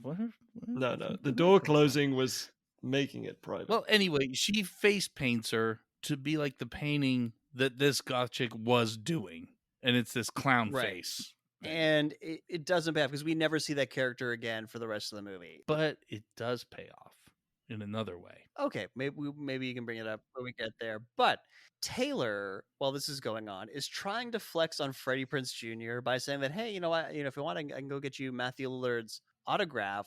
Freddie Prinze Jr. doesn't give a fuck about getting Matthew Lillard's autograph because he says he saw him eating toenails on The Real World for $10. His own toenails. Yeah. Again, there's some great lines in this movie. She tells him to jump up my ass. Been there, done that. Oh, another late 90s, early 2000s saying that has gone the way of the dodo. Did he have got the t-shirt in there Did not, too? but I did not have got the t-shirt. Oh, okay. So Matthew Lillard decides that he really needs to dance for everyone. This is his song. Right. Taylor wanted to do some stuff, and he's like, hold on, it's my song, and he must dance. Right. He's like moving people out of the way, so he's got like all the room he needs to do his insane dance. It is absolutely insane. And yeah, it is. And again, given the wild characters I've seen him play, I'm going to add this to the Busey Larry factor, and that Matthew Lillard was not given choreography. He was just told to dance. Oh, dude, I hate to burst your bubble. There was absolutely choreography. And do you know why there was choreography? I'll bring this up again later, but we may as well say it now. The same reason for the prom dance. The director was a choreographer, and he just had to have some fucking dancing in his movie. Oh no, mine was runtime padding. Well, there's also runtime padding for sure. So that's why all those dance sequences are so forced. Yeah, because the director really... The movie is barely over an hour and a half long. They had to pad time, so they put I thought it was something to do with maybe getting the best out of Usher, but I guess I was giving it too much credit. Too much credit. I think they retroactively got Usher because all of his scenes are at the prom as the DJ, and then it's just him isolated in his room at the school. Oh, they were. The Weinsteins told him to add those scenes later for time and for extra context. So yeah, Usher was an afterthought. Well, as much of a spaz as this dance is, there's one thing I like from a character standpoint from Matthew Lillard, because the song keeps repeating, "Give it to me, give it to me, give it to me." And on every me, he's pointing to the tattoo of himself that says me underneath it. Yes. And here's the thing. This whole sequence is meant to show us that, Matthew Lillard's a jackass. We're supposed to be making fun of him for doing these dances. Yeah. But let's be honest. All these things we already knew. True. All these things I already know. But here's the thing. Nobody on this podcast has moves that good. I was slightly jealous. Not gonna lie. Oh, shit. Apparently there's something about John that I do not know. Matthew Lillard and I can do the splits as equally well. I'd buy that for $1. I'd say I can do it even better because I'm so much bigger. People don't expect it. So this embarrasses Taylor, of course. And so, her name was Misty, Discount Julia Stiles. That's the name of the character. Exits the bathroom. This is where she sees herself in the clown face. There's screams. There's Rachael Leigh Cook looking very satisfied at getting her revenge. Taylor catches a glimpse of Rachael Leigh Cook and does not care for the fact that she is at this party. This party that's not hers. That's not hers. And I'm not sure the characters are aware of each other's existence. She's just pissed at her, and I don't think Taylor knows anything about her. I don't think Taylor knows that she's there with Freddie Prinze Jr. This conflict gets magicked into the movie at this moment. She does actually, because there's that "Isn't your dad my pool guy?" No, but she's saying it in the scene where she's confronting her and being a bitch. There's no build up to this. She just sees her and No, she just sees her and it's like attack. No build up, doesn't know anything about her, doesn't know anything about Freddie Prinze Jr. and her being together, nothing. She just goes over there and just happens through the osmosis of narrative, knows that's what's going on. Unfortunately, frisbees did not drop. No shitting frisbees. We need to get to the worst drink spill in movie history. The one where she spills her wine down her front. It's like, she oops. very slightly tips her. Yeah, it's not one of those oops and I splashed the whole cup. She very barely pours a tiny amount on the front of her dress. I have a theory. This dress was actually worth a lot of money, and so they could only do a half spill up to this point. Yeah, you never even see a spill on this dress. Exactly. That is a very good And then point. they add sound effects of water dripping whenever the camera turns to her. They had to add sound effects of spill in post. This was how bad the spill was. Oh, I think you're right, Jules. They could only get 2 of this dress, so you can't fuck this dress up. So she's like, oh, you're not going to cry, are you, Rachael Leigh Cook? And Rachael Leigh Cook does run away practically crying. So that they won't see her cry. Yeah. And again, my high school experience very much in a nutshell. Freddie Prinze Jr. runs after her. This is where she says out by where all the fancy cars are that these rich high school students have. She swore that she would never let them see her cry. This is now number 2 fall. This is the next fall, yeah. Because it's a little bit gravelly with some large flats, like paved or flat stone areas around. And so she does a fall out in the front yard 3. driveway. Yeah. Oh, yep. We got the third trip and fall. This movie does not know how to fall. It is almost the same as the first one. Like she practiced falling, and so she has this one fall. And the first one was just worse because she had stuff to drop. Yeah. Freddie Prinze Jr. gives her a very weird pep talk about, if when you open up to people, you let the bad in with the good. And it's supposed to be this deep moment. And it just really proved that Rachael Leigh Cook is a much better actor than Freddie Prinze Jr. She is so much better than he is. But then I think she gets a better character because Freddie Prinze Jr.'s character is just atrocious. Yeah. There's nothing relatable. He's gone on to do a bunch of stuff that I really like, actually, and has very much surprised me. Yeah, I don't blame the actor in this circumstance. I blame the role. Blame writing, blame directing. And so she says she wants to go home, and Freddie Prinze Jr. puts his jacket over her shoulders because, he wants to show that he really cares about her. That's kind of what we're getting from this interaction. Back at school, we get some PA exposition because Rachael Leigh Cook finds out over the intercom from Usher that she's been nominated for prom queen. But who nominated her? And when did she get popular? We find out, I believe, much later who actually nominated her. And again, But the scene that's missing. There's a lot that was missing. But it's the scene that was missing is her actually getting popular. It's called the premise of the film, Jules. As soon as she gets this very surprising news over the intercom, Gabrielle Union and all the mean girls who aren't Taylor congratulate her because they're really invested in her success in this regard for reasons. I mean, they do kind of drop a hint that they're friends with Taylor because she's popular and they don't seem to like her, but they put up with her. Oh, one of them outright says, fuck this, when the beepers go off. Yeah, because now the pagers go off. And again, I was like, remember pagers? Right? Hey, remember pages? Yeah, pages. Right. Oh, I remember pages. I remember. I do not remember pagers as much because I never got to have one. I didn't have one, but I remember. So all their pagers go off, and it's Taylor. And Taylor 911, and they're like, oh, we have to go, she's our friend. And one of them is like, yeah, and things change, she's done it. Will turn out later this is the girl who nominated Lainey for homecoming queen. Wait, are we talking about Discount Gretchen Wiener? No, Discount Gretchen is the one who said she got the text. Oh, But okay. it's not Lil Kim, it's the tall Gabrielle Union, yeah. I'm talking about Yeah, okay, so she's the one who did it. Okay, yeah, that makes sense, the way that she acts towards Rachael Leigh Cook. I'll say because then she's not there with Taylor when everyone else shows up to hear what the 911 emergency is. Right, because Taylor's 911 emergency, she reveals as she's weeping in her convertible, is that Matthew Lillard broke up with her. We get a great flashback where he's breaking up with her in the same manner that she broke up with Freddie Prinze Jr. He's like, Oh, baby, you didn't think we were still going to be together when I went to go do All Star Road Rules, did you?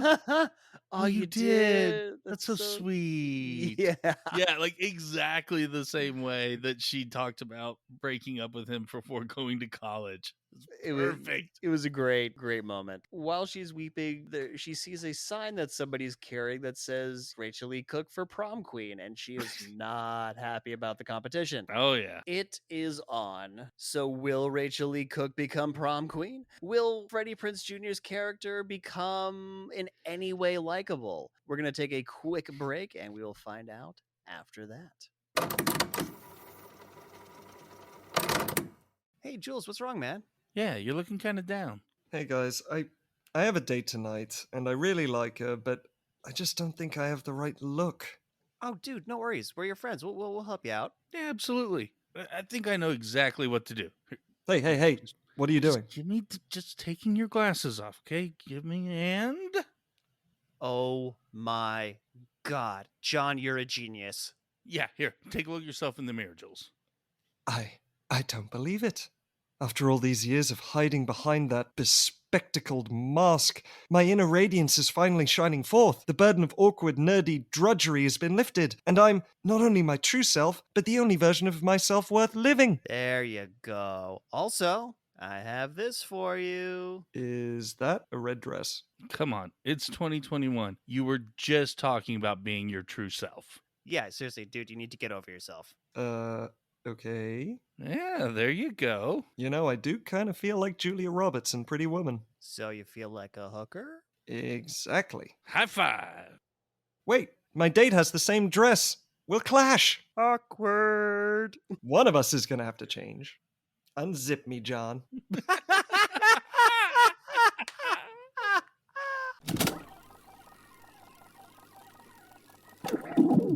And we're back, and we're going to start off this next scene with some sweet, sweet sleeveless t-shirt soccer. Oh god, I am gonna destroy this sequence. I don't think that's how soccer uniforms For work. starters, the goals they're using are for toddlers. No grown... I say these are children's size goals. Second of all, when he does the spin, he's spinning for no reason because the slide tackle has clearly missed him anyway. So there is no reason for him to spin, and the goalkeeper clearly just laid himself on the floor so that he could walk past him. And then when he actually shot, it was going in, and they had to change the cut because to make it look like it was going out. It was just the worst combination of soccer ever. Slide tackler, I can never say his name right, but Vilo Metagia, something like that. He got really big because of the show Heroes, and then has had decent success since then. What's that recent show that pops back and forth through time? This Is Us. He was the dad on This Is Us in like the flashback era. It's like, again, this cast just in the most random places is filled up with incredible actors. I just noticed that the soccer uniforms were weird because, I don't know, all the only times I've played soccer or seen soccer played, it's got full t-shirts. And all I got out of the scene was Freddie Prinze Jr. misses an open goal. Toddler goal. For an open toddler goal, yeah. They did seem a little small. So in the locker room, Dulé Hill's like, hey man, like what happened out there? What's going on? And Paul Walker's giving him shit about not getting any. And so yeah, Paul Walker giving him shit about not getting any just kind of again confirms our theory that he's absolutely a virgin. Mm-hmm. Trying to cover it up. And clearly, Freddie Prinze Jr. is not doing anything. He asks him if he can try and have sex with Rachael Leigh Cook. This sets him off. Sets him off. Freddie Prinze Jr. tries to attack Paul Walker, and let's be honest, if this fight were to actually have played out, Paul Walker would have beat the living shit out of Freddie Prinze Jr. But Paul Walker has got a good 5 inches on him. He is a tall, jacked dude compared to Freddie Prinze Jr., who is quite slender, actually, and Paul Walker would have wiped the floor with him. Maybe Freddie Prinze Jr. has that Bruce Lee power, man. You don't know. I'm going to say no. Based on his performance in soccer, I would also say no. Yeah.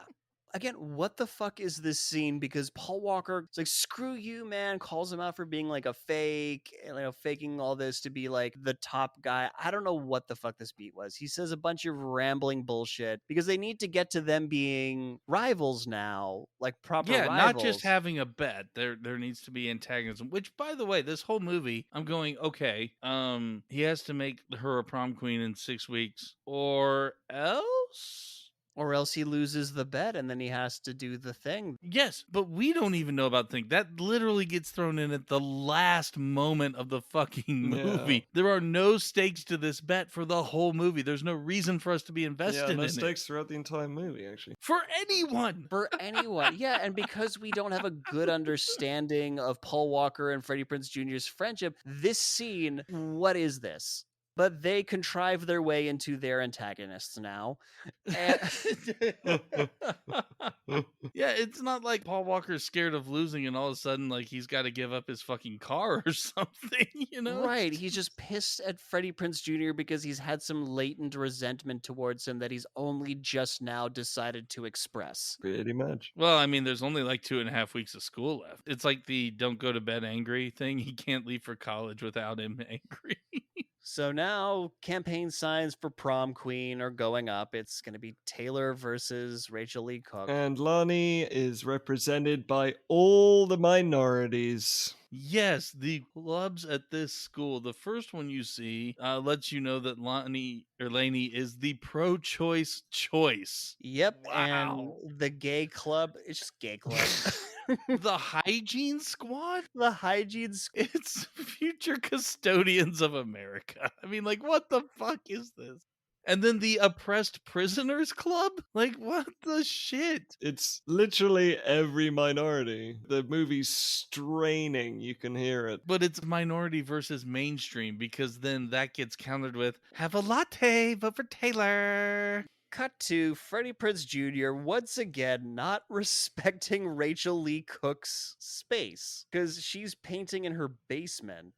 She says straight up as he coming down the stairs to her basement, no one's allowed down here, and doesn't give a shit. He just keeps coming down. I actually love this scene and the way it's set up and like the staging and everything of it because this is her art studio. Yes, it is. And imagine movie art studio. This is the opposite of that. Movie art studio is sunny and there's probably paint everywhere. Maybe you have to put some sheets over some furniture because she's just so creative. This is a dark, gloomy, undoubtedly very dirty basement. Yes. I mean, this is how withdrawn of a person she is. The only thing in it is basically the piece she's working on. And it is bright blue. It is vibrant. It matches what she's wearing. It's this splash of color in this otherwise just horrible world. And he's wearing grays and browns and basically camouflages into the scenery the way this is shot. I think this is a fucking masterclass right here for showing her character. I really do love it.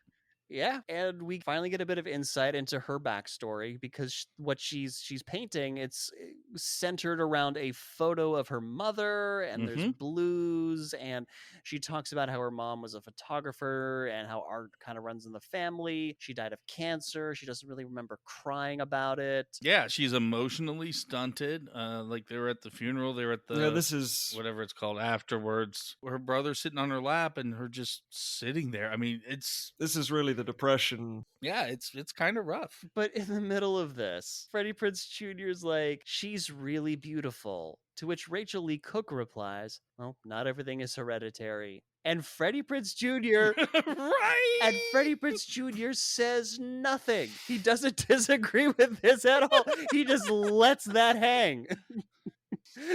I think he finally realized just how deep her self-esteem issues are when Rachel Leigh Cook is like, well, it's not hereditary. And he's like, you've seen yourself, right? No, but there's no attempt No, to I know. Like, yeah. that's his thought process. Is like, wait a second. Yeah, you are a smoke show, Miss Lee Cook. Like, what? And so he tells her that, she can't keep shutting people out. That is kind of like something that she does. That's the thing that she needs to get over to grow as a character. And she just kind of counters by calling him out for not having decided about where he's going to college. Counter Stalking because she went to the counselor's office and saw that he had undecided next to his name on the college. She noticed his college status at the counselor's office. Who the fuck does that? And also, why are those posted? Well, otherwise you can't have a confrontation in this scene, They realized that one thing that they'd brought up about his character needed to be resolved at some point. And so Freddie Prinze Jr. tells some long, boring story about how his dad always wanted him to go to Dartmouth and how he always felt pressure to follow in his dad's footsteps. And I love the way this is handled later. Yeah. Because all we get is Freddie Prinze Jr.'s perspective on this Dartmouth expectation has always been there his entire life. To which Rachael Leigh Cook rightly says, hey man, that's a great fucking problem to have. You know that, right? You're being a little, not in those words, but that's essentially what... Yeah, she basically just goes first world white people problems. God. Yeah, very much. Yeah. And he calls her Tony Robbins. Because it's like he's trying to say, like to have this guy's, I'm sorry, you're attractive, you're rich, you're the fucking class president, you're popular.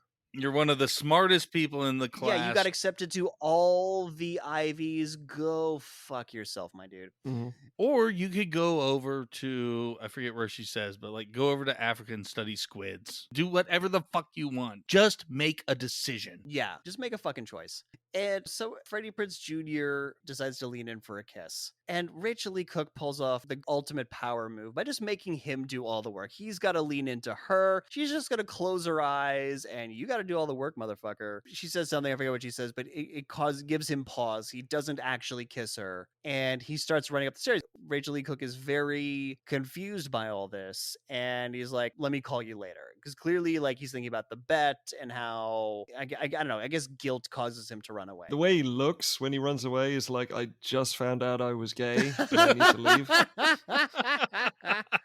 Hell of a time to find out. So he gets spooked by this almost kissing a girl thing and runs away from the basement. And it's another real world episode, except it's not, because Freddie Prinze Jr. is in it. And Matthew Lillard's giving him some shit like, oh, she doesn't like her new clothes and her new friends or whatever, it's just a bad da-da-da-da-da. He's saying how he really cares for her. He can finally admit it. And then there's more laughter. Taylor and Rachael Leigh Cook are over there. And it turns out they made a bet about how Freddie Prinze Jr. would react to being broken up with. And so Taylor, quote unquote, wins that bet. And Rachael Leigh Cook makes fun of it. It was like, oh, we did have some fun together.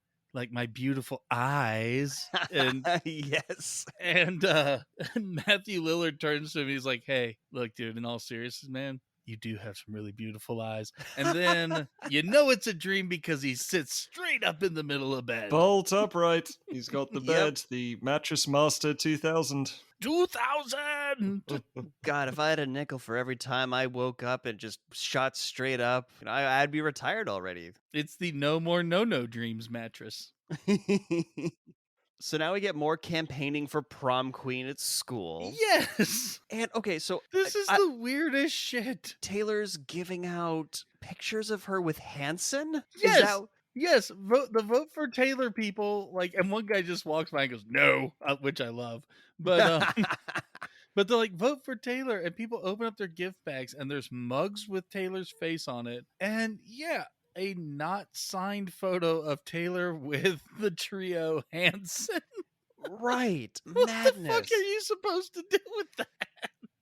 It's she knows this popular band. Well, they were popular for like a hot second in the late 90s, It's like, yeah, but this was 99. They were popular a few years before this. Like, they were popular when they were filming it, probably. Right. Yeah, by the turn of the millennium, Henson had ceased to be a cultural factor. So now we get a rap about Rachael Leigh Cook just two black students with, group of other students around them just rapping about how they think that Rachael Leigh Cook is way better than Taylor. Yeah, at first I thought it was going to be a rap battle, but no, it's two different people taking the same side. And I still don't understand why everyone thinks Lainey's cool all of a sudden, just because she played some beach volleyball and showed up to a party wearing a dress. Yeah, the broader school finding her popular is It really weird. makes no sense. It makes no sense, yeah. Especially since she hasn't changed. Exactly. Like, she's not acting like the popular crew or anything like that. She's still herself. I mean, yeah, she'll show up to a party now, but... And she's not even campaigning for herself. There's just these random people doing it for her. It's like this whole prom queen thing is happening to her. Yeah. And why prom queen matters too. I never understood that thing. Popularity contest, that's it. Because as we said before, this movie has given you no stakes. Like, being prom queen is completely pointless. Oh, I thought you meant just in general, but yes, and there's no stakes for the bet either. Exactly. Right. So while this rap is going on, Paul Walker is watching while smoking a cigarette. Yeah, it turns out in he's public. a smoker. He's a smoker, but he's smoking at school and nobody's stopping him. No teacher is like, hey, what are you doing smoking at school? Blah, blah, blah, blah. And he's so upset by this rap about how awesome Lainey is. He drops his cigarette butt in like the Diet Coke of the kid next to him. Yes. What an asshole. I know. I wrote this active dickishness is brought to you by Diet Coke. So in the cafeteria, Rachael Leigh Cook is having lunch with Elden Henson, and she asks him whether or not she's kissable. Because I think she gets really hung up by about the fact that Freddie Prinze Jr. did not kiss her in her basement, even though he was completely violating her personal space. Elden Henson kind of says, look, if we weren't totally platonic friends, I would be making out with you all the fucking time. He clearly is holding a candle for Rachael Leigh Cook, but he kind of got friend zoned very early on in their lives. So they're interrupted by Kieran Culkin. Yeah. Is this his job? Fresh ground pepper. Yeah. And I think he's on you never see it, but the way he moves, I think he's on roller skates. No, he is on roller blades, and you do see them. Well, of course, because it's the 90s. It's the 90s. Oh, you do get to see him. You do get to see them. So he apparently spends his lunch break rollerblading around the cafeteria, offering people fresh ground pepper out of a giant pepper mill. Yeah, he totally stole this from Olive Garden. It was just the weirdest thing. Fresh ground pepper. He's full on waitering this school. Yeah. And it's like, dude, this is chicken nuggets and mashed potatoes served with an ice cream scoop. What the fuck are you doing?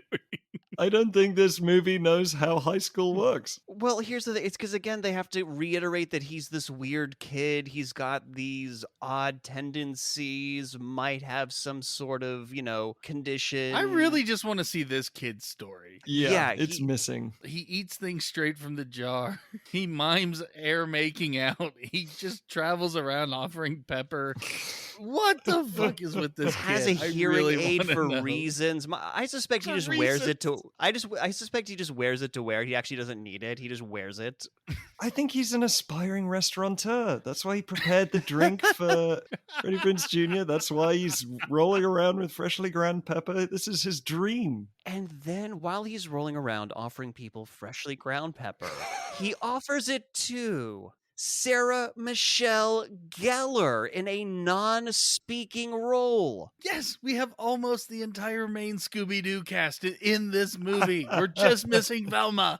Right, we're just missing Velma and I guess whoever voiced Scooby-Doo. But yeah, she was in the movie just to be in the movie. She had already done, I think, I Know What You Did Last Summer. So she was a known quantity. This wasn't like her getting discovered. She's married to Freddie Prinze Jr. now. Maybe they were dating then. And she was hanging out. Something like that. I thought Freddie was in I Know What You Did Last Summer also. Yeah, he was as well. That's probably where they It may met. have just been like he had a new thing and then he just brought her along for a quick little. Yeah, she was a known quantity. I don't know whether Buffy had started then, but I think it was one of those things where it's like, oh my God, that was definitely what it was. It was not, her discovery by any means. So yeah, and he's skating along after that. Two bullies come along and stop him and start. Scott Tenorman and friend. Yes.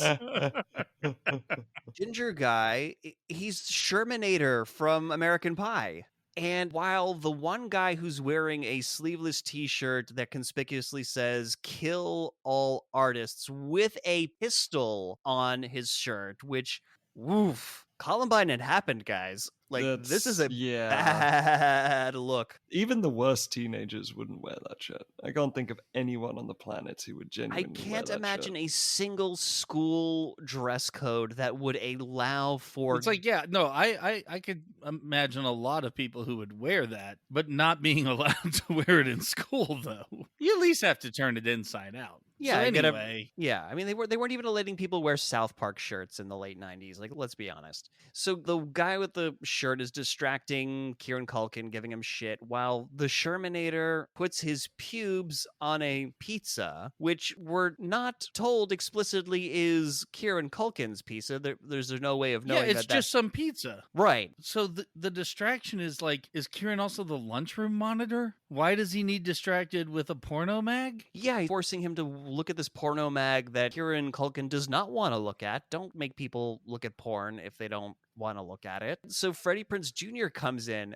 catches them, and makes them both eat the pube pizza. I didn't need to see this. I'm sure I laughed my ass off in the late 90s when I was a kid. I'm sure I found this fucking hilarious, but this now, was a really weird sequence to me, because does this imply that he used to let kids like Culkin eat pubes and that was fine, and that this is showing how he's no longer letting kids eat pubes? So the way I see this, the reason for the scene was because of the fight he had with Paul Walker. And Paul Walker's like, you ain't actually shit around here. And he's showing off that, he's still the alpha male. He's still the big guy. I can make you eat pubes. I can make you eat that guy's pubes. Also, this is my buddy, so don't fuck with him, Yeah, that's basically what he says. But then he catches Laney's eyes and freaks out and fucks off again. Right, because part of me was thinking, okay, this is also him proving to himself that he actually does care for her, and he's going to express that by taking care of her brother, who she's basically been a mother to since her own mother died. But yeah, so he saves her brother from eating pubes, doesn't go over and talk to her, just fucks off. So that's how you impress girls. You force with awkward teenagers to eat their own pubes. It's called romance, Jules. Well, and each other's. And each other's. And each other's, yeah. Paul Walker is now going to take a stab at stalking Rachael Leigh Cook at work. Right. God, this poor Rachael Leigh Cook. This entire movie just happens to her. You know what I mean? If there weren't for these popular jock assholes, like, just fucking with her life, she would have just gone on as normal, had her few friends, done her art, but no, they gotta go and bug her at work and at home and in her private basement studio. Also, anyone notice the Los Angeles AIDS Walk flyers? Yep. In very 90s font? Yeah, but I mean, she's all about activism in any and all of its forms. So yeah, it makes sense. So he asks her out to prom, and her reaction is like, fuck no. He says, is that a no? And she says, that's a hell no. Good on you, Laney. Good on you, Rachael Leigh Cook. Paul Walker not taking no for an answer, like a, person who respects boundaries and consent and all that good douchebag, a colossal douchebag. He lies to her about Freddie Prinze Jr. not caring about her, having told other people that he actually still likes Taylor. And also, when she kind of has a moment of hesitation about whether or not this is true, he points out that Freddie Prinze Jr. hasn't asked her to the prom yet. And Rachael Leigh Cook trusts this guy way too fast. Yeah. She's like, wow, he made a good point there.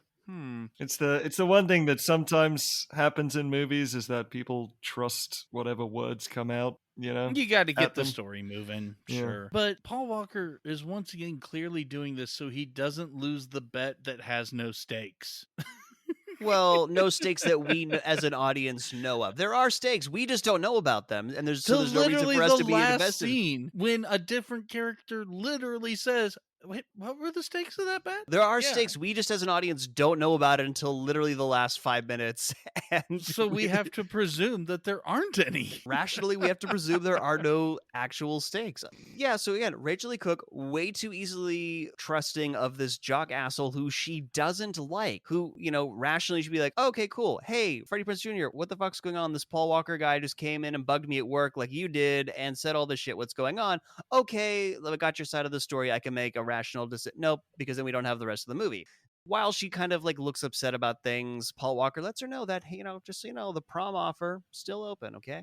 Cut to Freddie Prinze Jr.'s bedroom, where Tim Matheson has found all of the acceptance letters. And I love Tim Matheson in this scene. I really do. Yeah, because he's like, what the fuck, man? You had all of these. You couldn't make a choice. The date has passed on most of these. You're ruining your life. You're giving up. Yeah. You've literally got all these opportunities. And Freddie Prinze Jr. starts pulling well, it's my life, not yours, Dad. I don't want your life. Yeah. Yeah.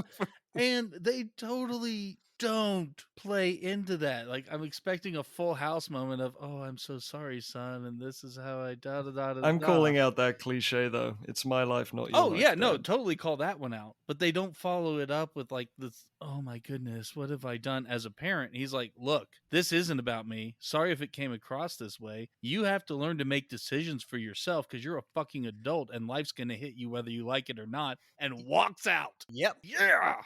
That's Yeah, nice. he's basically like, I'm sorry I came across that, I expected you to follow my exact path, but I literally never said that. That's just a thing that you Right. made up in your head. Yeah, we only ever heard Freddie Prinze Jr.'s side of the story, and he's just like, you had all these letters. Why didn't you apply to one of them? Why didn't you reply to one of them? He's like, well, I just can't pick a thing out of it. He's like, well, you better, because that's called making a fucking choice. Yeah, the future is going to happen whether you're ready for it or not. The is same exact thing he Rachael Leigh says Cook as he- told him in the basement. Again, Freddie Prinze Jr.'s character arc is just so weirdly underdeveloped. It's just not being able to make a choice. It's stupid. As a friend of mine would say, these are champagne problems. Yeah.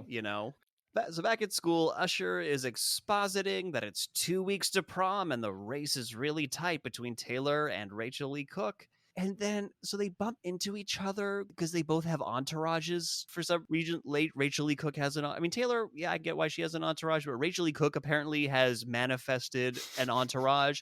And they bump into each other. There's this weird sizing And each it's other up. supposed to be a photo op? It turns into a photo op. It's really weird. First of all, Taylor is way the fuck taller than Rachael Yes, Leigh she Cook. is. There's somebody to take a photo there, and Taylor makes it look like they're buddy-buddy because she thinks that's going to be better for public opinion. I wish they actually had a still that they would present because Taylor's like, eh? And Rachael Leigh Cook is just glaring up at her. She's not looking at the camera. She's just glaring up Amazing. at her. So as she walks away, I think she grazes there's a group of nerds. She just shoves her way through some nerds, and one's like, "Oh, I think I touched her boob." Aren't nerds funny? So at the prom venue, Taylor asks Freddie Prinze Jr. about their plans for prom. She's like, yeah, so we're going to prom, right? Can I, one sec? There's a few things that Usher said that really bothered me. Okay. And he talks about how prom's coming, so you know what that means, everyone? Crepe paper, cleavage, and crystal? Who the fuck is serving champagne at high school prom, especially crystal? I mean, at somebody's after party, there's going to be crystal because that's how rich kids prom, I guess. Yeah, but right. At the actual prom, where the fuck is the crystal? Okay, fair point. Next item of contention. This is the only other one. He also tells everyone to vote early and vote often. How many fucking votes do you get to put in this race for prom king and queen? Usher predicts voter fraud for the next 20 I years. say, yeah, no wonder everyone who grew up in this movie believes voter fraud every fucking election.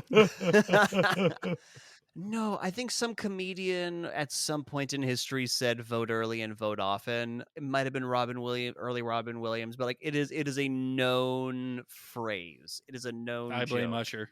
I blame Usher. I mean, sure. I blame Usher for lots of things, but He's clearly getting champagne for underage kids. Right? If these kids weren't 25, this would be a serious issue. Well said. Yeah, they're at the prom venue. I think they're helping set up, and Taylor asks Freddie Prinze Jr. about their plans for prom. Like, hey, so what are we doing? And kind of assuming that they're still going together. Taylor kind of drops that Rachael Leigh Cook is going with Paul Walker, which upsets Freddie Prinze Jr. And conveniently, they are right behind him just so he can have a confrontation in the same scene. And so he goes up and he asks about whether or not she's going with Paul Walker, and Paul Walker basically reveals the bet to Rachael Leigh Cook right in front of him. And he pretends he had nothing to do with it. And he's like, come on, man, people have feelings. And yeah, he conveniently doesn't mention it's a bet we had, but just there's a bet that Freddie Prinze Jr. is a part of. Right. With who's the other party. And Freddie Prinze Jr. doesn't, say, hey, look, I'm sorry, there was a bet. It stopped being a thing for me at some point because I got to know you. Also, this is the motherfucker that chose you for the bet, and he's absolutely a part of it. Doesn't say that. He gets absolutely tongue-tied. And obviously, Rachael Leigh Cook gets very upset and, asks him am I a fucking bet? And he just says, yes. Gets tongue-tied, doesn't call out Paul Walker. Because, again, we would not have a climax to this film if we didn't contrive some fucking conflict. Right. And then Paul Walker flashes him a grin and runs off after her. Yes. Yep. So then we have Rachael Leigh Cook arting sadly in the basement. And I'm guessing this is some sort of self-portrait. But the clown face reappears that she drew on Goth Girl. Yeah. But now she is the clown. Yes. It's a metaphor. Yes. So Freddie Prinze Jr., he's trying to call. He's leaving a message on the answering machine. And in the middle of him leaving the message, Kieran Culkin picks the phone up and says, stop calling, asshole, because even he doesn't like him now. And then in the greatest deflection ever, because Kevin Pollak starts to turn to him and he just goes, wrong number. Yeah. I think Kieran Culkin was just really pissed off because he wanted to get that waiter job at the falafel stand and it just didn't come through. So that was his secret story. Yeah, they told him no rollerblades, and he's like, no, I come with rollerblades. And no pepper. What the hell are you doing bringing pepper from home? We have pepper here, okay? This is my own special blend of black pepper. Just the right amount of white to have a contrasting spice. Yeah, and also Kevin Pollak, most of his scene work is just holding random pool shit while Kieran Culkin tells him that it's a wrong number. He's standing by the open fridge holding some sort of pool piece.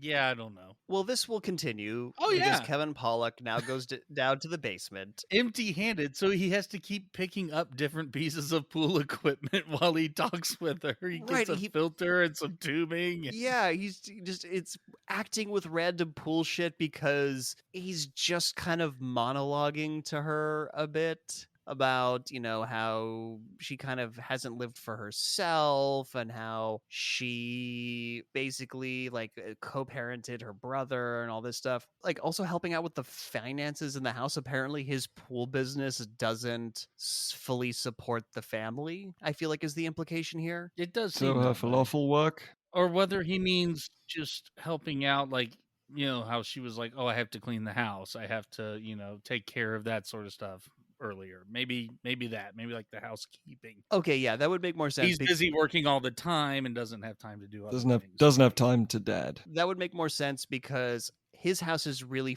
freaking nice and has a pool, and that is not cheap in Los Angeles.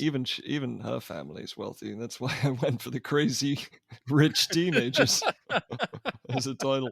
Right, yeah, you have to be somewhat wealthy to own a house like that in Los Angeles. I guess she works at the falafel stand for her own independent. Who knows? She likes to talk about balls. She likes to supersize them. Wow, okay. So Kevin Pollak tells her that she's going to wake up in her 80s looking for her teeth, to which she replies, thanks, Dad. That was graphic. What? That wasn't graphic. The fuck that was a graphic. Looking for her teeth?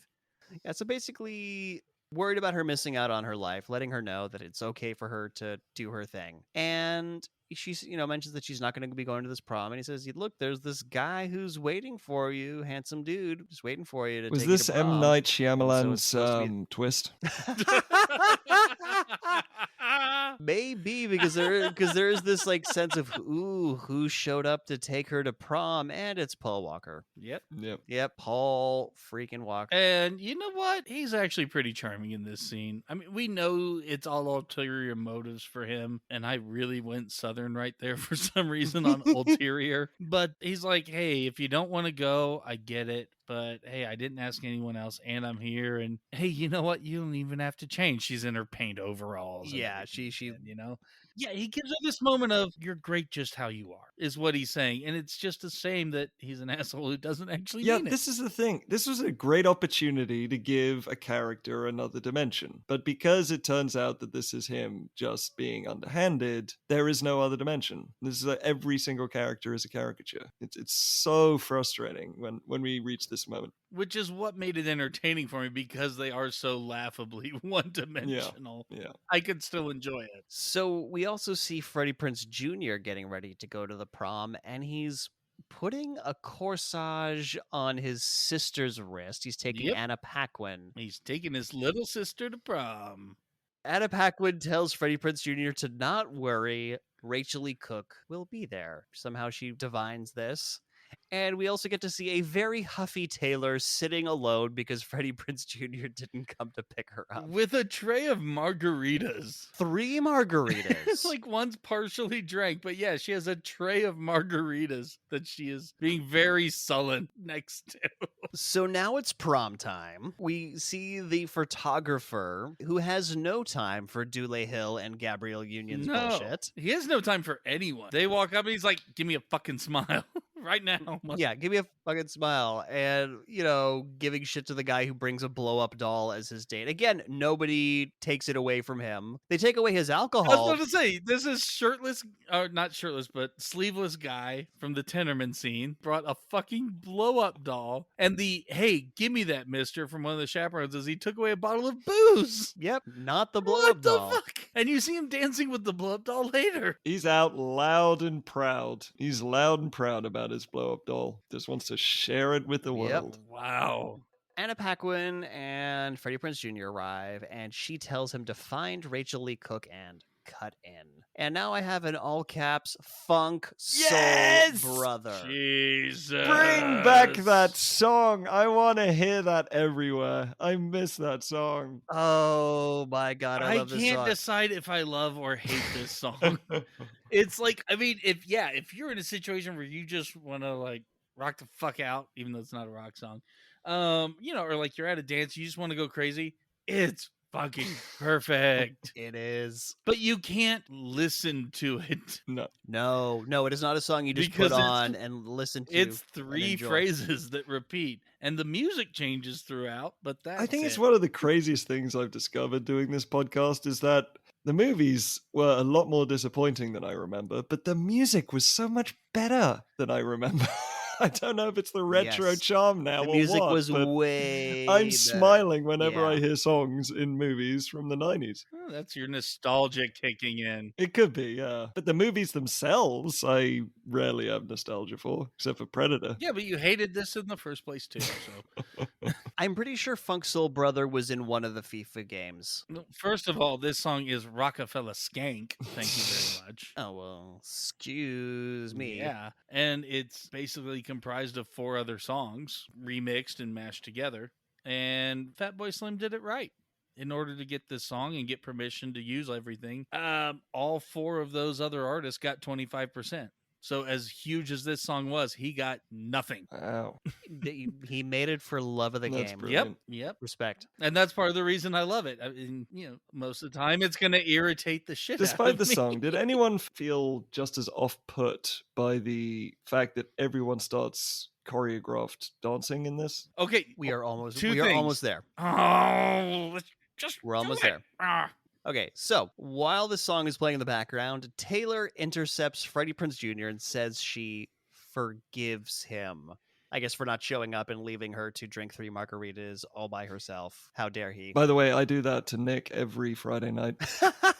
You forgive him or you leave him to drink margaritas alone? Which part I of this forgive are him. you? I'm the one wearing the dress. Okay. So apparently Usher has the power to make an entire high school senior class do a coordinated dance. Comes out of nowhere. I don't get it. Was this director trying to make Grease or something? I have two things here. One, this dance scene was not originally part of the movie. Again, it was added to pad out the runtime. And they deleted scenes that were important or what? Because there are scenes that are needed in this movie that aren't there. Look, just because there's scenes that are needed does not mean they were deleted. They may not have been made in the first place. Secondly, they half-ass attempt to justify this shit because as the song's cranking up, Usher actually says, "All right, everyone, do that dance I taught you." It's so bad. It's so desperate and forced. And it's so long. The sequence is so... It's the whole song. So Yeah. long. It is gratuitous. So now we see Elden Henson sitting alone eating all the shrimp. Yes, he is.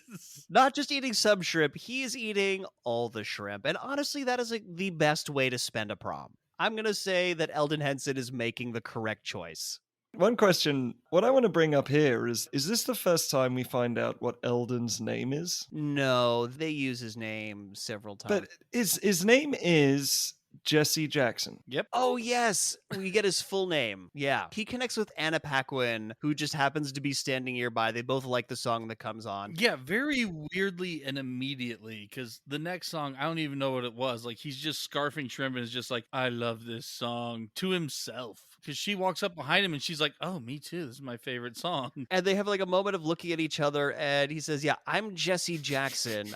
I'm not a good dancer." To which she replies, "And I go to a school with 500 chicks." So I guess that means her standards are low? Yeah, so she'll settle. She'll settle for the shrimpinator. Okay.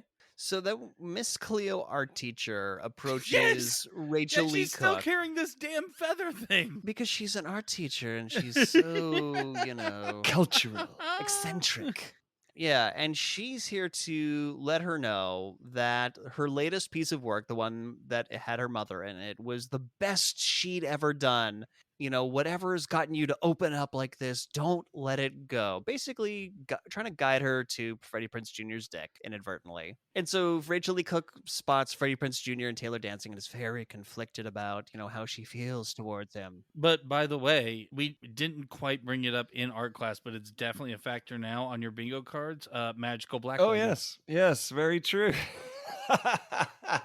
Or just Black Lady there to serve the plot of the white people? Yeah. No, Magical Black Lady. She's walking around with that feather again and listen to the advice I've been trying to tell you all this time. Also, I told a bunch of art schools you like that you're really good now because of one painting. Yep. Yeah. That is the extent of her characterization. And yeah, the Magical Black Lady is an established problematic movie trope. Yep. So in the men's room, Paul Walker is bragging to... This is the scene that convinced me that Paul Walker's character is a virgin. Oh yeah, this Garen Yep. fucking tease Yeah, that Paul Walker's absolutely. character is a virgin. So he's in the bathroom bragging to Dulé Hill and just some random dudes that he's totally gonna bang Rachael Leigh Cook later in a hotel room that he's rented out. And Dulé Hill is giving him appropriate levels of shit about this. Because Paul Walker's like, "Hey, this room number is going to be famous after tonight." And he's like, "What? Are you going to go get murdered there?" He does. It's amazing. Because Dulé Hill doesn't And believe then- him at all throughout this movie that he in Yeah. any way has sex. And Paul Walker has started, he gives his spiel. And Dulé Hill's like, "You know what? I sense making a bet, but you know what? No, man, let me just tell you, there's no way she's going to fuck you. Yep. Just listen to me." He even tries to brag to the randos, like, "Yeah, man, you believe I'm gonna..." And the guy's just like, "Nope."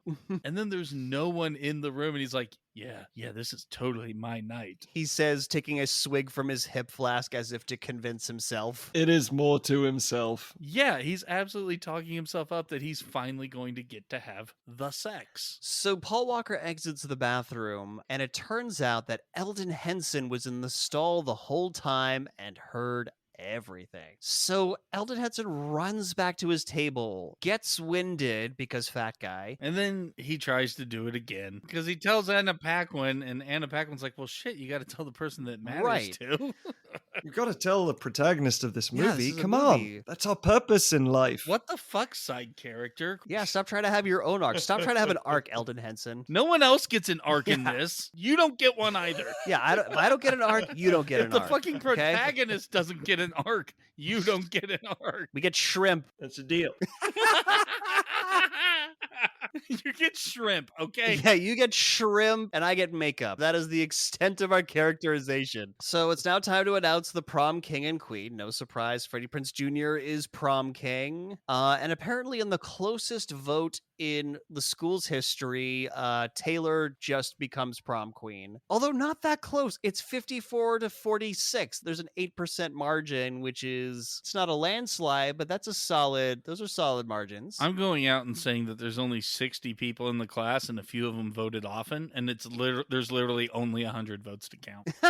And there was definitely some audible booing when Taylor got it, right? Like, it would not just be, I heard there's some, Oh, yeah. definitely an element of the crowd that was booing her. Boo, Andy, boo. So Elden Henson making his way through the crowd, like yelling out to Freddie Prinze Jr., like, because he's trying to like let him know what's going on. Apparently he feels that this is so important that he needs to interrupt the prom king and queen ceremony. Right now, yeah. But he's slow, so he doesn't make it there in time. Yeah, he had to stop for shrimp several times.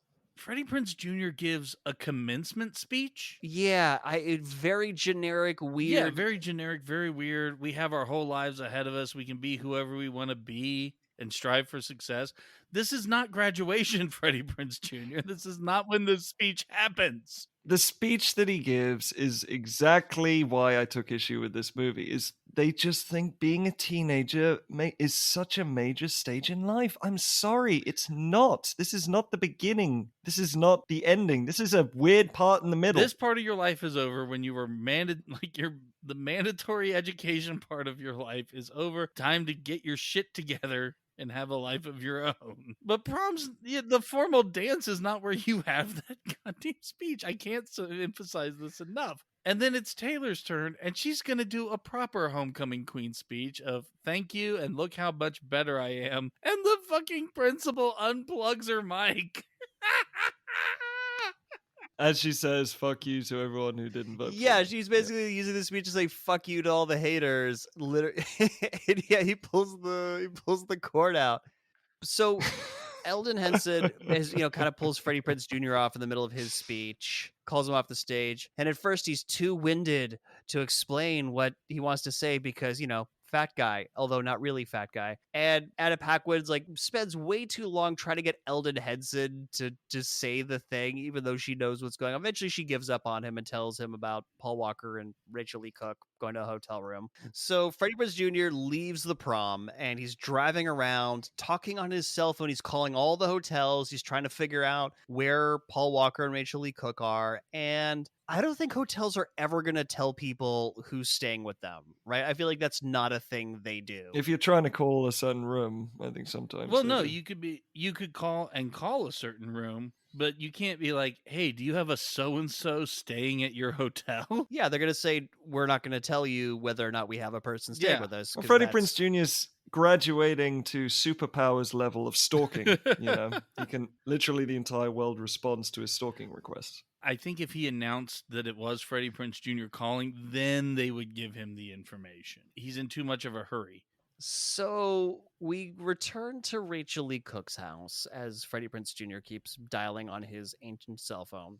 And Kevin Pollak is trying to teach Kieran Culkin about different pool shapes. Yeah, I'm not sure why that matters. Because apparently it's super important. Yeah, because Kieran Culkin's going to be helping him with the pool business over the summer, and he really needs to know the difference between a kidney-shaped pool and whatever the fuck other pool shapes are. I don't feel like that's relevant to cleaning. And no, Kieran's getting into the waiter business. Yeah, there's unless it involves rollerblades and grounding fresh pepper, then it's not a career that he's interested in. So Rachael Leigh Cook comes in. She's clearly distraught, having endured something, kind of lies to Kevin Pollak about having had a good time and that he was right, that she should have gone. Kevin Pollak kind of beckons her into the room because who is waiting for her but Freddie Prinze He's Jr. in the house.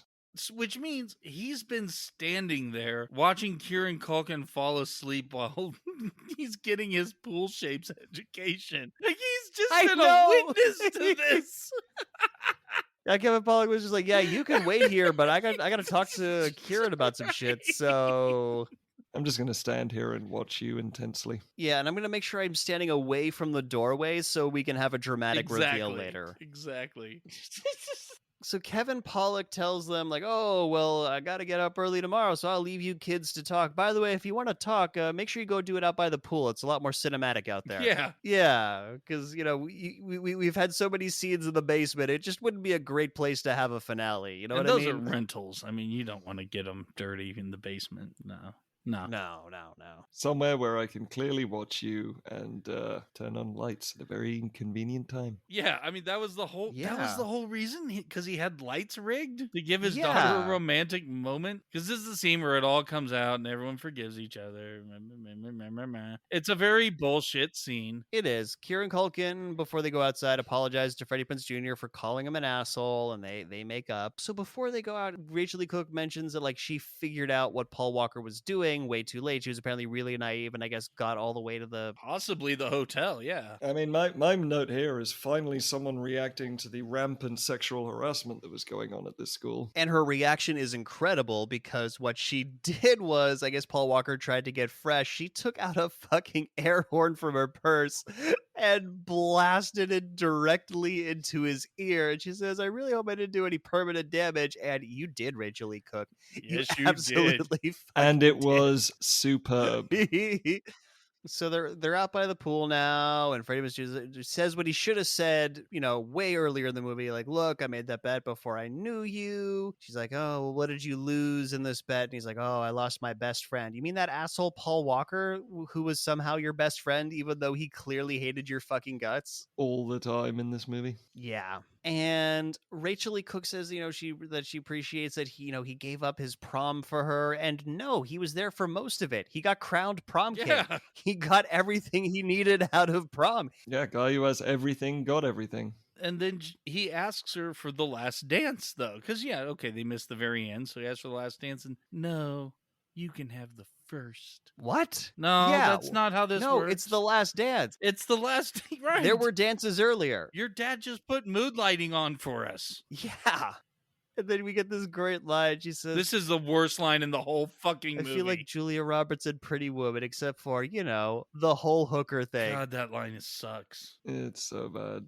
That's pandering. And then after some foreplay banter about art school, they finally kiss. Yay. I had absolutely no emotional reaction to and that then kiss. The moment we've all been waiting for the entire 90-minute runtime. Hey, so that bet you guys had, were there any stakes for it?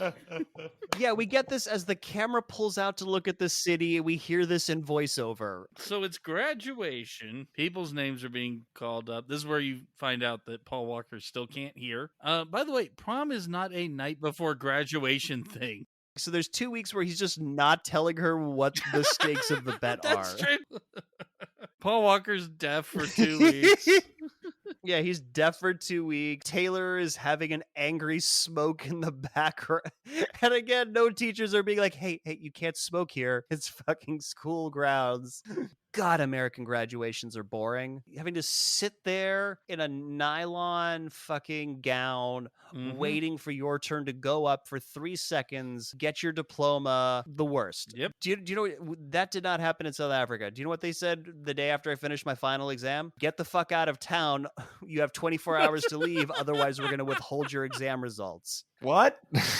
Yeah, so I went to boarding school, And to make sure that, students because people finish their exams at different times because people did different subjects. Once you were done, they wanted you the fuck out of town because they knew that you were going to get drunk and go crazy. They wanted you out of town so you wouldn't disturb the exams that were still going on. So they said, look, you need to leave town in 24 hours or we will withhold your final exam results. I got absolutely wasted that night. That did not stop me, but I was out of town in 24 hours. I didn't want them withholding my exam results. So the idea that you have this whole ceremony, very American. I don't know how they do it in England, but It was like a one-day thing. Some people showed up. so Paul Walker, yeah, he's still deaf, but also he's chewing on his tassel. He's just chewing on his tassel, like he can't hear anything, and like little Kim has to let him know that it's his turn to go up. It's funny because he's a sexual harasser who's deaf. Mm-hmm. He got his just desserts. So now we cut to... Speaking of sexual harassment. Yeah, we see Freddie Prinze Jr. He's just sitting naked at graduation with a soccer ball in front of his wang. Because the bet, clearly, whoever loses has to go to graduation naked. And he's sitting in the midst of all these other people who are entirely dressed. And apparently no one has looked at him once. Yes, no one has noticed this. Because once he gets called and starts walking up there... then there's reactions. Movie allows people to see, yes. Yeah, and then there's a bigger reaction, and we know why, because Rachael Leigh Cook catches the soccer ball. Yep, and she finds this funny and charming, and Sixpence None the Richer plays us out. She's found her supersized ball. Yes. Well, that was She's All That. And before we go, as millennials, we know that every single movie and TV show has a moral for us to learn. And so, Jules, what did you learn today? Well, I learned that stalking is okay if you're wealthy, popular, and good at everything. Yep. And John, what did you learn? I learned one of the best ways to get someone interested in you is you ask them out on a date and then immediately decide to play video games instead. Yes. Yes. She will become far more interested in going on that date. It is the ultimate neg. And I learned all about the joys and wonders of being a protagonist. And before we go, we need to tell you what we're going to do next time. So, John, what do the folks at home have to look forward to? They have the widely beloved children's classic, Homeward Bound, The Incredible Journey. Oh! And you have a review for us? I do. As I said, it's widely beloved and remembered, so that means we're diving into 1-star review category here. Oh, yeah. Quite a few said, it's boring. There was this weirdly indignant one that got upset that the animals could talk because they really can't in real life, and that was just the beginning of their complaints. But then I found the true jewel. This, oh my god, I'm just gonna put it out there. The weirdest teen sex comedy I've ever seen. Who brings a mountain lion? What? I'm going to try that again because I know I spat through some of the words. The weirdest teen sex comedy I've ever seen. Who brings a mountain lion? What? What the fuck? This is a user review on Rotten Tomatoes. It's a 1-star review, and that's all it says. All right. Well, I guess we have a teen sex comedy to look forward to.